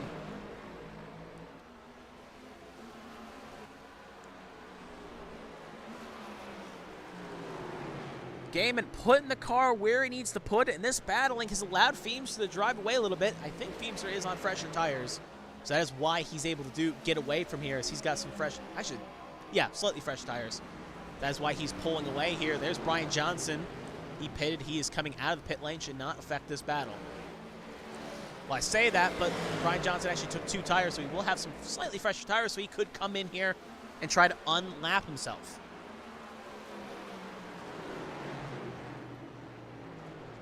21 laps to go here. We're staying on this battle. Another battle is brewing between Marshall and Bourdon. Actually, I think it's actually, Marshall and Bourdon. But we're not cutting away from this battle. Feather Place is going to have a run here in the corner. He is going to go deep. We talked to him last week. He's not going to allow himself to be a doormat. He is going to fight where he needs to fight. Clean but fair, and he's going to get the job done. Gaiman cannot hang on. Gaiman now to second. Feather Place to the lead. What a tale it would be for Feather Place if he could lock it up here without having to rely on Vegas. We'll see. Obviously, now with a clean track, he should be a little bit faster. And if you're a Wansing fan, that is not what you want to see. So you're hoping Gaiman can hold it up a little bit more to give you a fight. We'll keep an eye on the times here, but that time by Gaiman was a 38.2 to a 30.35 for Feather Place and a 30.34 for Wansing. So this could be what Feather Place needs. Clean track to pull away and make this race his. We'll do another timestamp here. 30.46, Feather Place, 30.80 for 30.80s. I hit the wrong button there. 30.80 for Gaiman, 30.37 for Seth Wansing.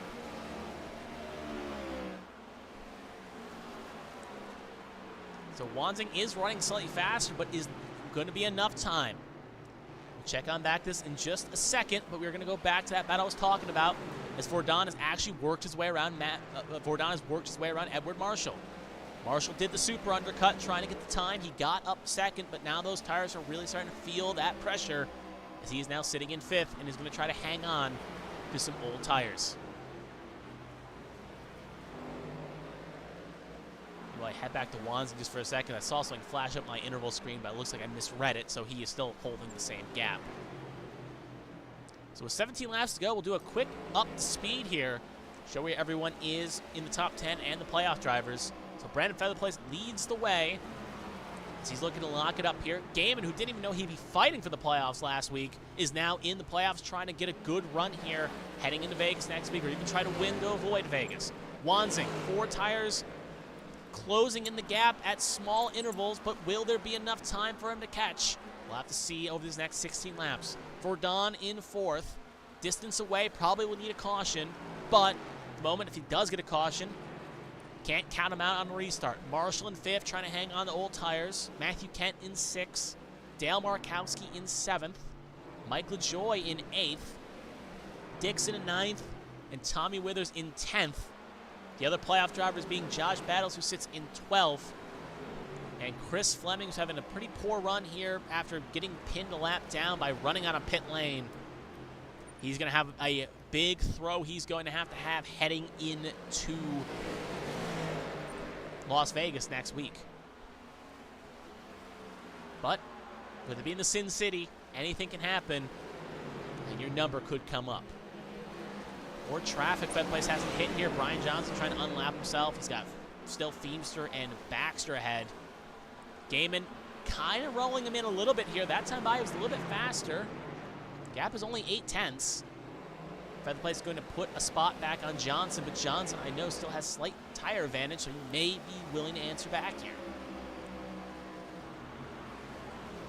13 laps to go. Gap is now over a second between Feather Place and Gaiman.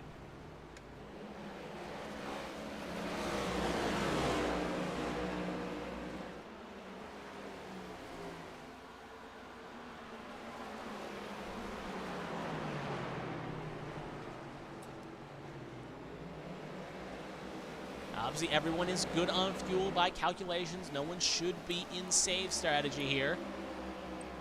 Obviously, right now, if you're a fan of Feather Place, though, you don't want to see cars battling. Right now, Pinnell and Fleming, they are fighting for position on track. 15th and 14th, respectively.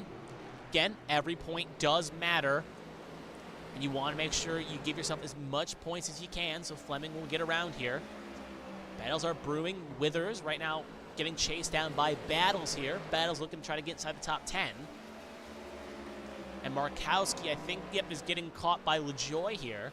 But that is about 7/10 is the gap. So right now, if you're a fan of Feather Place, you just want the top, everyone to kind of get spaced out and no one affect anyone here. You want everyone to run clean. Oh, Feather Place gets a little loose. Oh, he got a snap there, and that is going to open the door. We saw it on the line shot. He was fighting that thing. We saw it happen to Ethan Wood twice, and we saw it happen to Matthew Kent once, and it almost just cost Feather Place the lead of this race. He'll hang on to it, but that has now caused the gap to fall to 7/10. The game in about 1.2 seconds to Wanzing, as this traffic is not playing nice in Red Feather Place.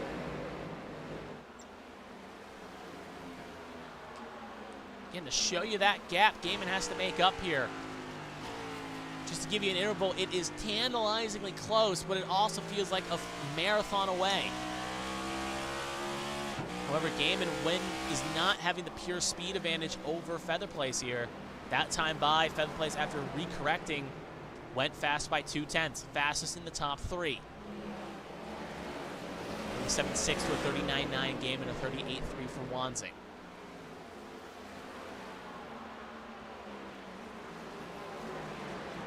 I talked about earlier how 2 tires I thought was going to be the decisive maker. Wanzing thought 4 was the call, and obviously there still is time. He's now under a second. So he's trying to get there, but I think he's going to need some sort of caution to have any sort of chance to make this happen here.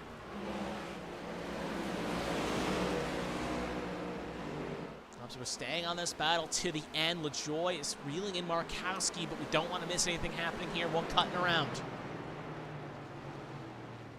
If they get side by side, we will cut to it, but right now we are going to stay on this battle for, not even a battle for the lead, but just see if Feather Place can hang on. 8, now to 7 laps to go. That time by Feather Place, Gaiman about dead even on times.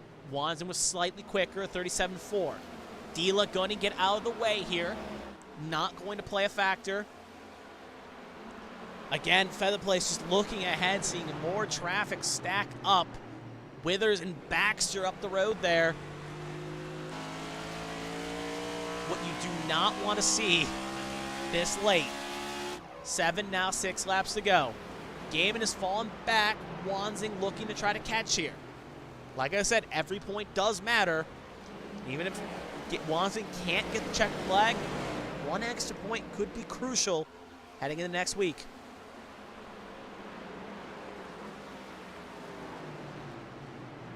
Oh, bit of a checkup here as the traffic's working their way around Tommy Withers. Again, like I said, if you're Feather Place, you're just telling them, please, pick a lane, pick a spot. For the love of everything that is holy, do not wreck. Oh, Beams are going to clear Withers. Feather Place going to try to follow suit. And he'll get the job done. Brian Johnson also going to follow suit on Withers. Try to follow suit. Now Feemster going to try to answer back and get around Feemster. Feather Place going to try to get the run. 5, now 4 laps to go here. If he gets past 17, it's probably smooth sailing as he's got a teammate ahead that won't put up a fight. Feather Place clear. Meanwhile, further back, Wanzing going to try to make a move on Gaiman here. Oh, Wanzing fights a loose car, and that's going to probably take him out of contention from reeling in Feather Place. And now he's got his own problem to deal with. Side by side for second. 3 laps to go here.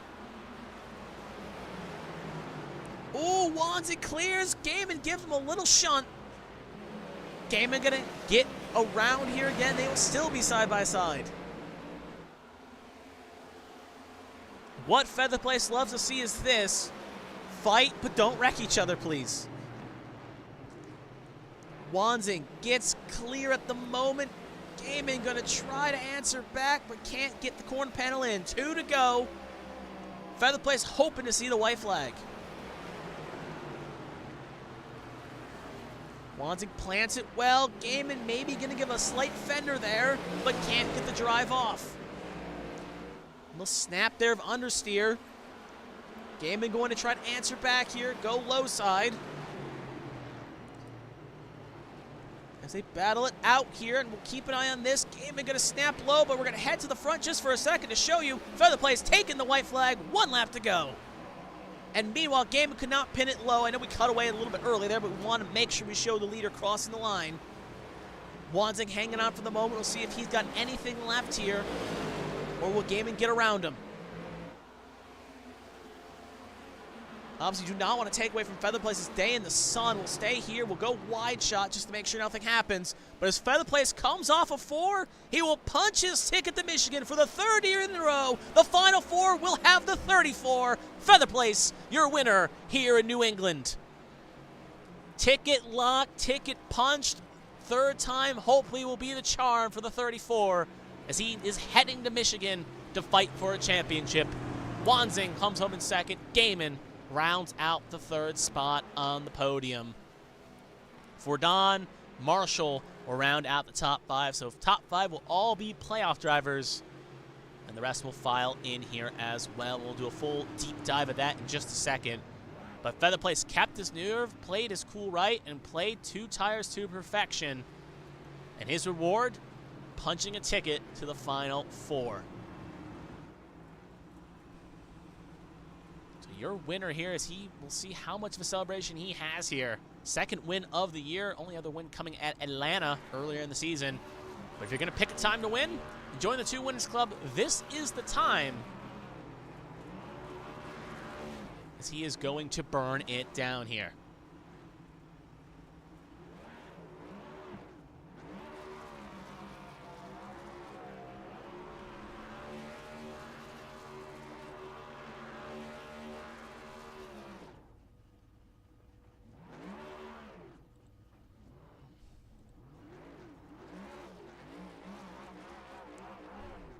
So yeah, as we watch him finish up the burnouts, do not go anywhere. We do have top 10, not top 10 interviews. That would be a way too long interview section. Top 3 interviews coming up here for both Feather Place, Wanzing, and Gaiman. We'll hear their thoughts and perspectives of the race. So do not go anywhere. Obviously, we'll let Feather Place finish up his burnout here, and then we'll go over the results real fast, and then we'll go Feather Place, Wanzing, Gaiman.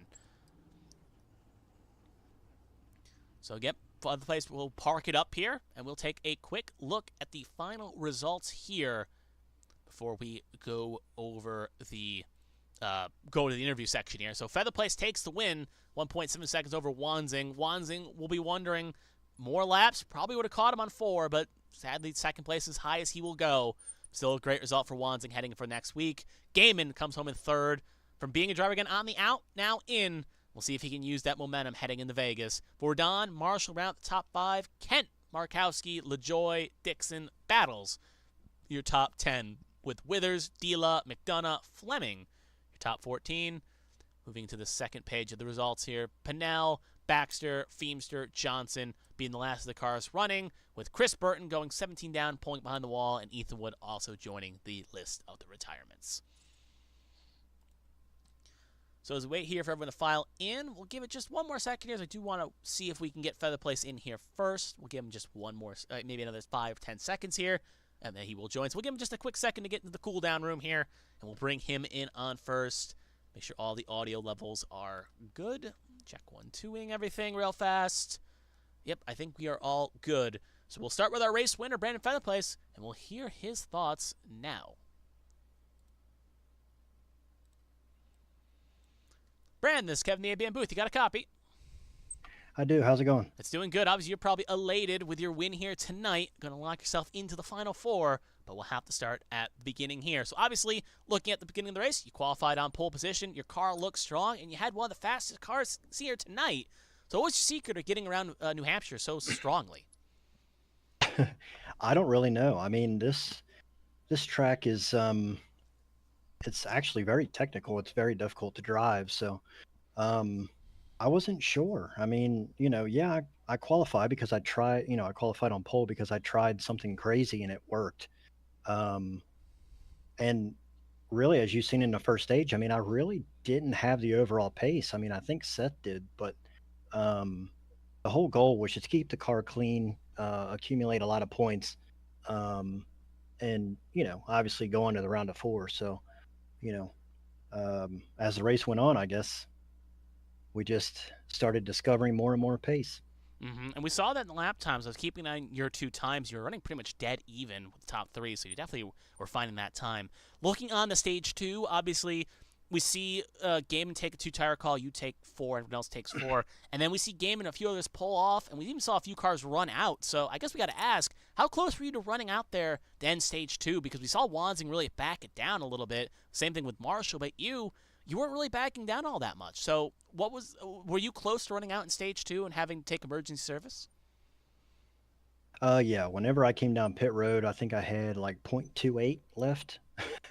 So, I was saving quite a bit. Actually, I was planning on pitting, and then I seen Wanzing and everybody behind us really fall off, and that's kind of what tipped me off. That guess what, you might be able to save enough. So I did a lot of clutching, and once I saved as much as I felt like I needed, I pretty much just kind of kept a steady pace, kind of kept the relative where Seth was, and just lifting early and stuff like that.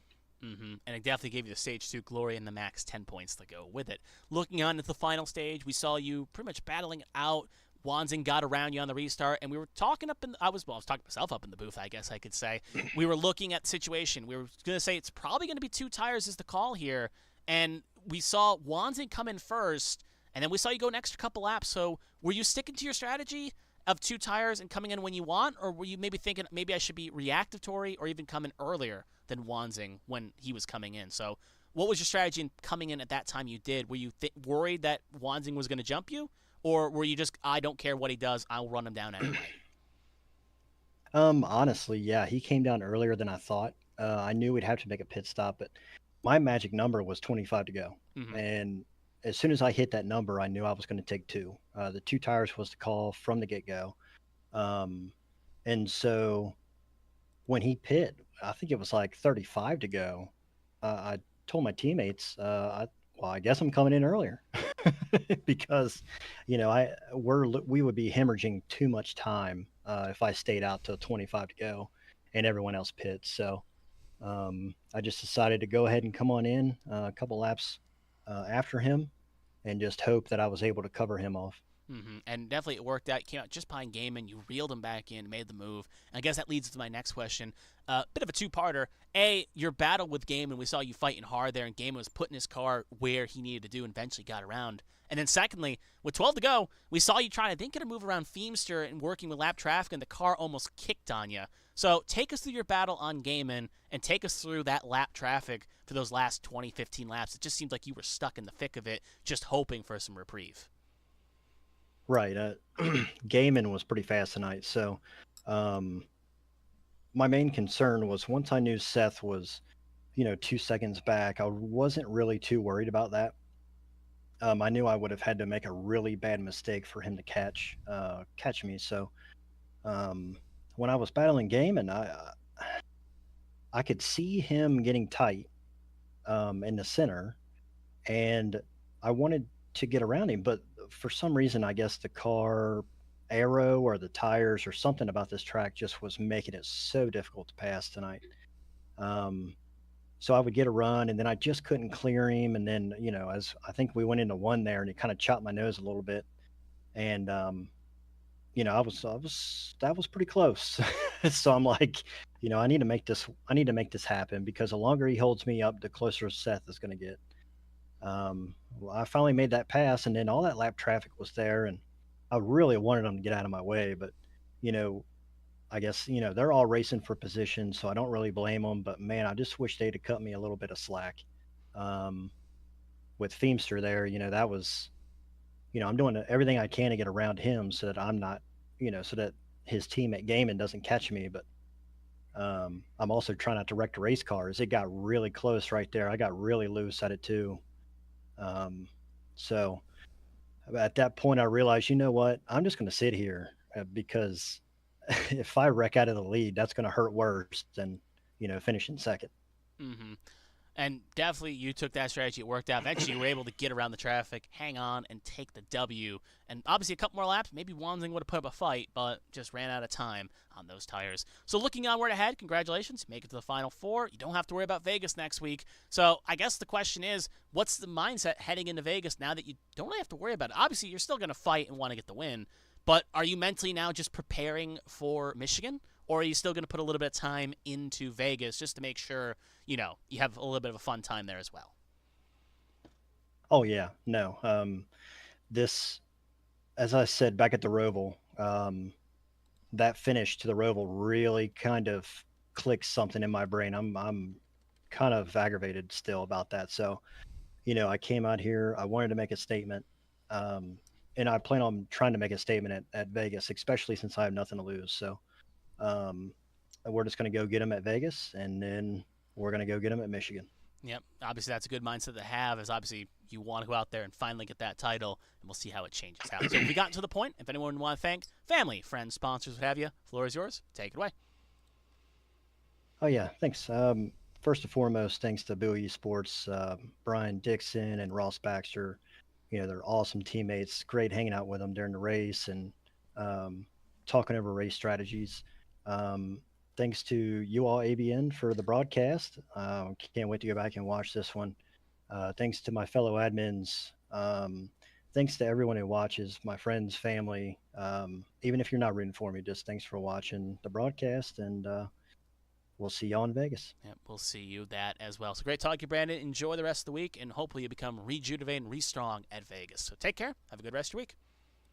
Thank you, you too. That was our race winner, Brandon Featherplace, bringing us nicely to second place. Seth Wanzing, who had a strong car, was in contention for the win all night. Sadly, couldn't came up just a lap short, but we'll hear his thoughts now. Seth, this is Kevin the Ben Booth. You got a copy? Yeah, I got you, man. Obviously a bit dejected of how it finished, but it's still a strong performance regardless. So you bring home a P2, and again, we'll have to start at the beginning. As similar to Featherplace and Game, and you had one of the strongest cars out there, and at the beginning, you did have one of the strongest cars. So what was your secret to finding the speed around New Hampshire? I'm just really good under braking on these short tracks and able to get the car planted and then turned and then really good with the throttle up off, and that was the key tonight. Definitely think I had the best car. I was saving that stage 2 the whole time. I never was going full speed. Brandon did a great job in stage 2 saving gas and still keeping a great pace. So congrats to him. Glad he got one, but I feel like I just gave one away there again on strategy. So We obviously saw in the second set you were talking about was going to be a question, but you pretty much just answered it for us. We were sawing you slow down a little bit. We assumed it was fuel strategy, and obviously you got the number and got the economy. I will just ask as well, how close were you when you came in at the end of stage 2 from running out? Because we knew Featherplace was 0.28, so how was your economy looking when you came to the flag and came to your box at the end of stage 2? I had 1 lap of fuel left. Okay, 1 lap. Okay, a little bit better. Saved too much, but And it's better to have too much than too little, as we saw a few drivers get stalled out on pit lane and it pinned them a lap down. So at the end of the day, better have more than less. So looking at the final stage, obviously comes down to strategy. We'll have to bring this up too. You have a good car. You and Wanzing, or you and Featherplace are battling, I should say, and you have the slight advantage pulling out. You're both running dead even. We were talking about it's going to come down to stops. You come in first for the undercut, which you're supposed to do, and then you take 4. We see Featherplace a game and take 2. And I do gotta ask, at the very least, was 2 tires in the cards, or as we saw late, 4 tires would have worked with some more time. Were you thinking 2 tires, or were you not feeling comfortable on 2 and felt like 4 was the best option? I hadn't done 2 all night. I didn't get a good gauge with Gaiman just because we were all 3 trying to make the stage, and I know Brandon was saving, so I didn't know how much of that was Gaiman being good on 2 when he took 2 at the beginning of stage 2 or not. 2 was in the cards. I was actually about a second out in front when I pitted. I mean, I was driving away. I knew I had the best long run car. Having the best car is never fun in those situations because then you have to make a choice. And I usually make the wrong one. I felt like I got into pit road good. I did have a little bit of an issue with Withers coming out and me coming in. but you know, Mm-hmm. it is what it is. I thought 4 tires was gonna be the play and be good, and there I was really chopping it down at the end. I don't know if you were seeing it, but I was clocking it off and Yeah, we did just see it. Yeah, similar to Iowa, if you not, will, in a sense. yeah, just not enough time. It's frustrating. I'm really mad. I don't know if I'm gonna be able to make it next week or run the whole race at the very least. So that was my shot. I had the best race car and choked it away, but we'll see how next week pans out and see if we can't at least get some stage points and then get to what I need to get to. Yeah, we'll have to see. Obviously, if you can get some good stage points, it can put yourself in a spot. But obviously, we wish you well next week, and hopefully you can join us here because obviously we want to see you go out on your own terms. But obviously, we'll talk real fast about that battle you had with Game and his YouTube. We're having a good fight at the end, so it was a good battle to watch coming those last couple laps as you got clear. So, any quick thoughts you have on your battle with Game? A lot of fun, a lot of sideways, a lot of dirt tracking, clean.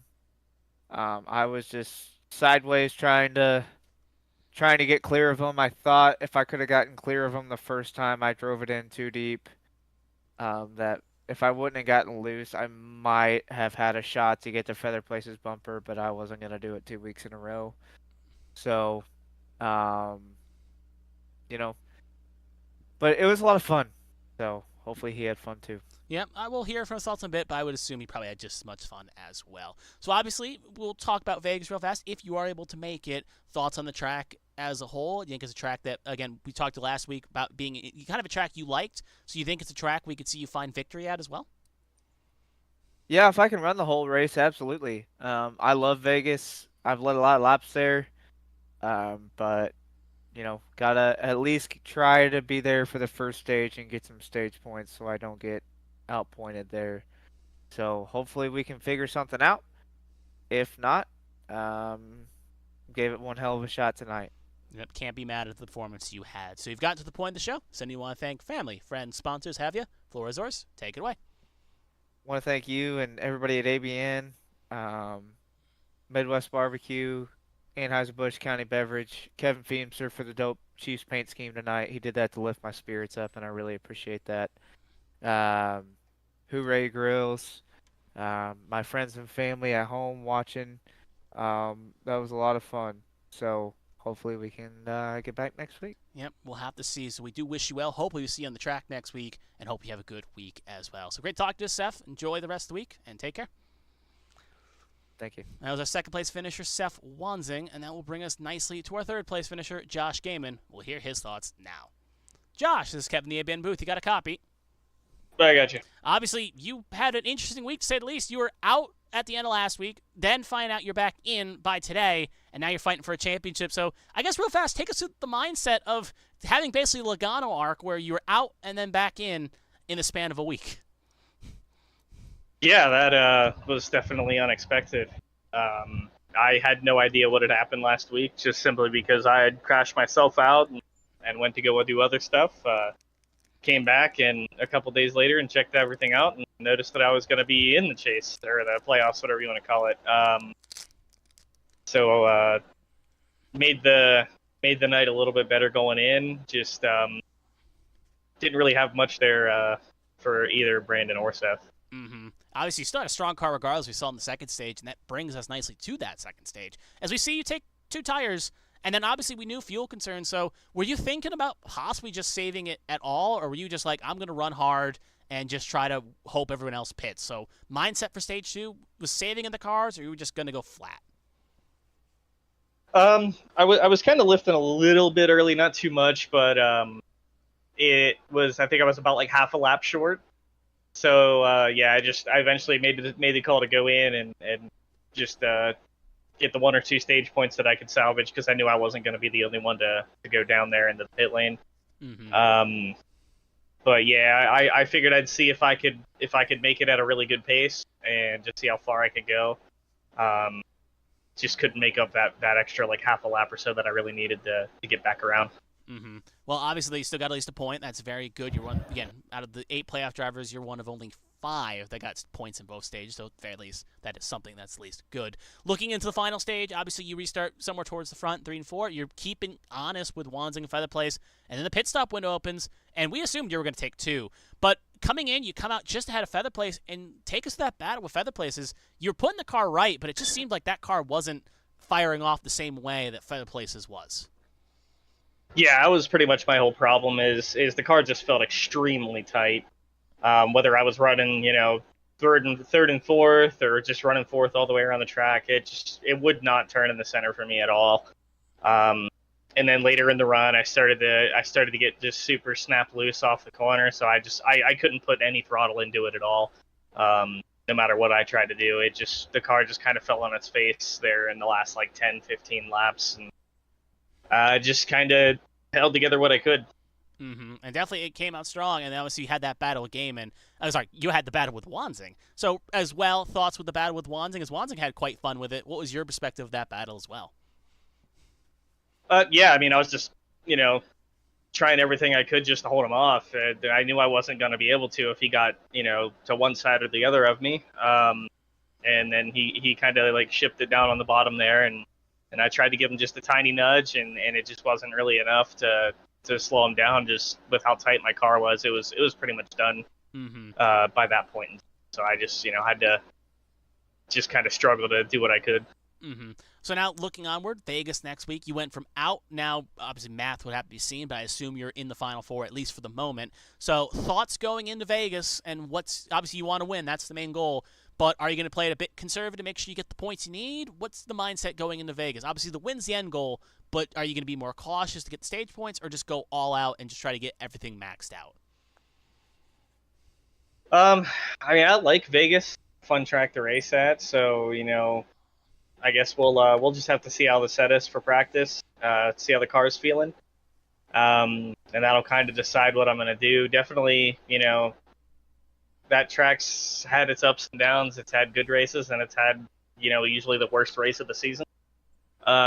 So we'll see how it goes. The car's very different now, so maybe it'll sort itself out, and we can kind of do a good pace-saving race and throw down at the end. Yep, and we'll see as well, and we'll obviously see if that strategy works out and you can get yourself punched into the Final Four, first time since 2023. We got to the point of the show, so we want to thank family, friends, sponsors, what have you. Floor is yours. Take it away. Yeah, shout out Feemster for bringing me on this season. It's been a lot of fun working with these guys and running hard all season, just trying to get as many of us up there as we can. Shout out to all the ARCS admins. They've been putting up with a lot this season, and good to see that it's been moving for the better, whether slowly or quickly or whatever. Shout out to Yell at ABN for doing these broadcasts. Mm-hmm. Well, thank you as well for that. Obviously, enjoy the rest of your week. Hopefully you come strong in Vegas, and we see you fighting for a Final Four. So take care. Have a good rest of your week. You too. And that is the end with Game in there. We'll bring in one more person here. Obviously, I see him in the interview room, and we'll hear, obviously Chris Fleming's in the room, and we'll hear his thoughts real fast. Obviously, we'll let him have the floor here, as obviously he's gone through a bit of a somber week with the passing of Romeo. So we'll bring him in here real fast and see if he has anything he wants to add. Chris, I saw you waiting in the room there, and I was curious, do you have anything you want to say or add? As I assume you were waiting there, you wanted to probably say something, I assume. I just want to thank you. That was honestly a very beautiful tribute. I was fully expecting, like a good 30-second shout out or something like that, and I probably should not have been watching the broadcast before the race. Definitely coming to the green flag there was definitely tearing up. So I just wanted to say thank you for the tribute. My girlfriend also really appreciated it. She legitimately texted me when we took the green flag. She's like, I lost it, but in a good way. And her sister was watching also, who was in her passenger seat when they were driving to the emergency vet, as obviously Romeo passed away. So she was watching as well. And both of them, obviously thought that was a beautiful tribute. So I just wanted to pop in here and say thank you. And, obviously on the broadcast, I could have messaged you privately, but you guys are awesome broadcasters. You put on really great races, and, it's heartfelt. It makes it feel like a lot more of a close knit community when, you can do something like that. And, I appreciate it. It Well, was definitely heartwarming. You're very welcome, Chris. Obviously, we do, obviously, here, ABN and myself as well, send the condolences to you, Nicole, and her sister, and everyone else in between as well. And obviously, we thank you for the kind words as well. So, obviously, thank you for all that. We do obviously wish you well in this time, and hopefully you come back strong at Vegas, and hopefully we'll be seeing you in the Final Four talks coming at the end of Vegas. So, yep, if there's anything that's fine, you go ahead. But actually, if there's anything you want to shout out, go ahead as well, because we're here finishing it up. If Yeah. you want to shout out, go ahead. I just wish tonight would have turned out like, a little bit more storybook for me. I was so zoned in and just so focused on trying to make tonight something that I didn't realize that we were so close to the end of that stage and the pits closed and I got trapped. I was running out, so I had no choice. I would have been one lap short. So, I kind of wanted to make tonight at least a little bit of more of a storybook, ending for that one, maybe even end up on the podium, but do a lot better. But I think next week's going to be electric. Obviously, I think I just put myself in almost like a Ryan Preece situation. I'm going to be a winning in type of thing next week. So I'm going to put on a good show. But obviously, shout outs to you guys. Like I said, that was a beautiful tribute. I couldn't have asked for more. Just maybe wished I would have watched the broadcast after the race, not watched that right before we took the green flag. Dale was on the radio. He's like, "You gonna be all right?" And I was like, "Well, we're gonna find out in the turn one because you're on the outside of me and I'm tearing up. So you're gonna learn before I do." I'll see if the brakes work. 8's better than 4. Pretty much. But no, I wanted to thank you. Like I said, give a shout out to you guys, and obviously, like I said, ARCS as a whole. I was listening to all the people that were just interviewing stuff like that, and Gaiman touched on it best. Definitely like the sternness that we've had a little bit more. It's made, I think the car counts have gone down a little bit, but it's made the racing a lot better of just weeding out some of what we needed to weed out. And, it's unfortunate some of the people that have, run and obviously don't get the opportunity to, but maybe it'll come back and be 10 times better next year. So shout out to you guys at ABN, shout out to ARCS, shout out to everything as a whole. And like I said, I can't thank you enough for that beautiful tribute. So I just wanted to pop up here, say thank you. And, that was basically the whole goal. All right. Well, you're very welcome as well. Again, we send our condolences. And hopefully next week, obviously, you have your Ryan Preece moment, even though I think there may be a better example of a driver winning an in than Preece. I don't think he's actually won an in. But regardless. No, he's got to win next week at Daytona. So that's kind of what I was getting at is me and him are going to be in the same situation. Fight for your life, basically, to try to get in. Pretty much. Yep. So we wish you well, and hopefully we'll be talking next week as a winner and a Final Four contender. But regardless, take care. Have a good rest of your week. Thank you. You too. And that was Chris Fleming. We just wanted to hear his thoughts real fast. And with that, we will now end the interviews there. So we will take a quick look as we'll pull the interview screen off one more time at the final results, just to quickly show where everyone is again, as we'll bring it back to the previous page. Brandon Featherplace takes the victory with Seth Wanzing in second. Josh Gaiman rounds at the podium, all three of them, and Matt Fordon in fourth, and Marshall in fifth. Give themselves a good points haul to give a fight for next week. We'll see how it all maths out. Obviously, Wanzing having some question marks about if he can make the whole race. It's going to be interesting, but we'll see. Those points he put together today at least gives himself a good cushion on the bubble. Kent 6th, Markowski 7th. Another good drive for Black Acid with Markowski in 7th, looking to crash the Final Four. LaJoy 8th, Brian Dixon 9th. Battles. Again, I was talking about he's someone that maybe not the fastest, but he's definitely someone that finds his way towards the front near the end. Top 10 is good for him on that one. He could be a driver if chaos breaks next week. He punched his ticket late going into Talladega, punched his ticket late going in the round at 16 on a tiebreaker. Round of 12, he made it over game by 2. So he's a driver that finds his way in when everything goes south. So you never know. Can't count out Battles until he officially is out. Withers 11th, Dealer 12th, McDonough 13th. Chris Fleming obviously was hoping for a more storybook ending, but he'll come home P14. And then Pinnell 15th, Baxter 16th, Themster 17th, Brian Johnson 18th, and Chris Burton first retirement 19th, and Ethan Wood finishing 20th, last of the cars that took the flag. Mongol did not take the flag. So with that is going to do it here for tonight. Obviously, we look at the calendar ahead next week, as we'll pull it up real fast. As you see, we're on the final stretch. 25 rounds. This was the end of 23. Las Vegas will set the field for 4. 1 week off for Darlington. And then we settle it all September 7th. At Michigan. Obviously, all this on ABN Studios here on YouTube, and I will be here as the voice for those 2 rounds. But until then, we're getting ahead of ourselves. We got 3 more weeks to the finale, 1 more week until we get to Vegas. So hope everyone watching takes care, and we can see you back here next week.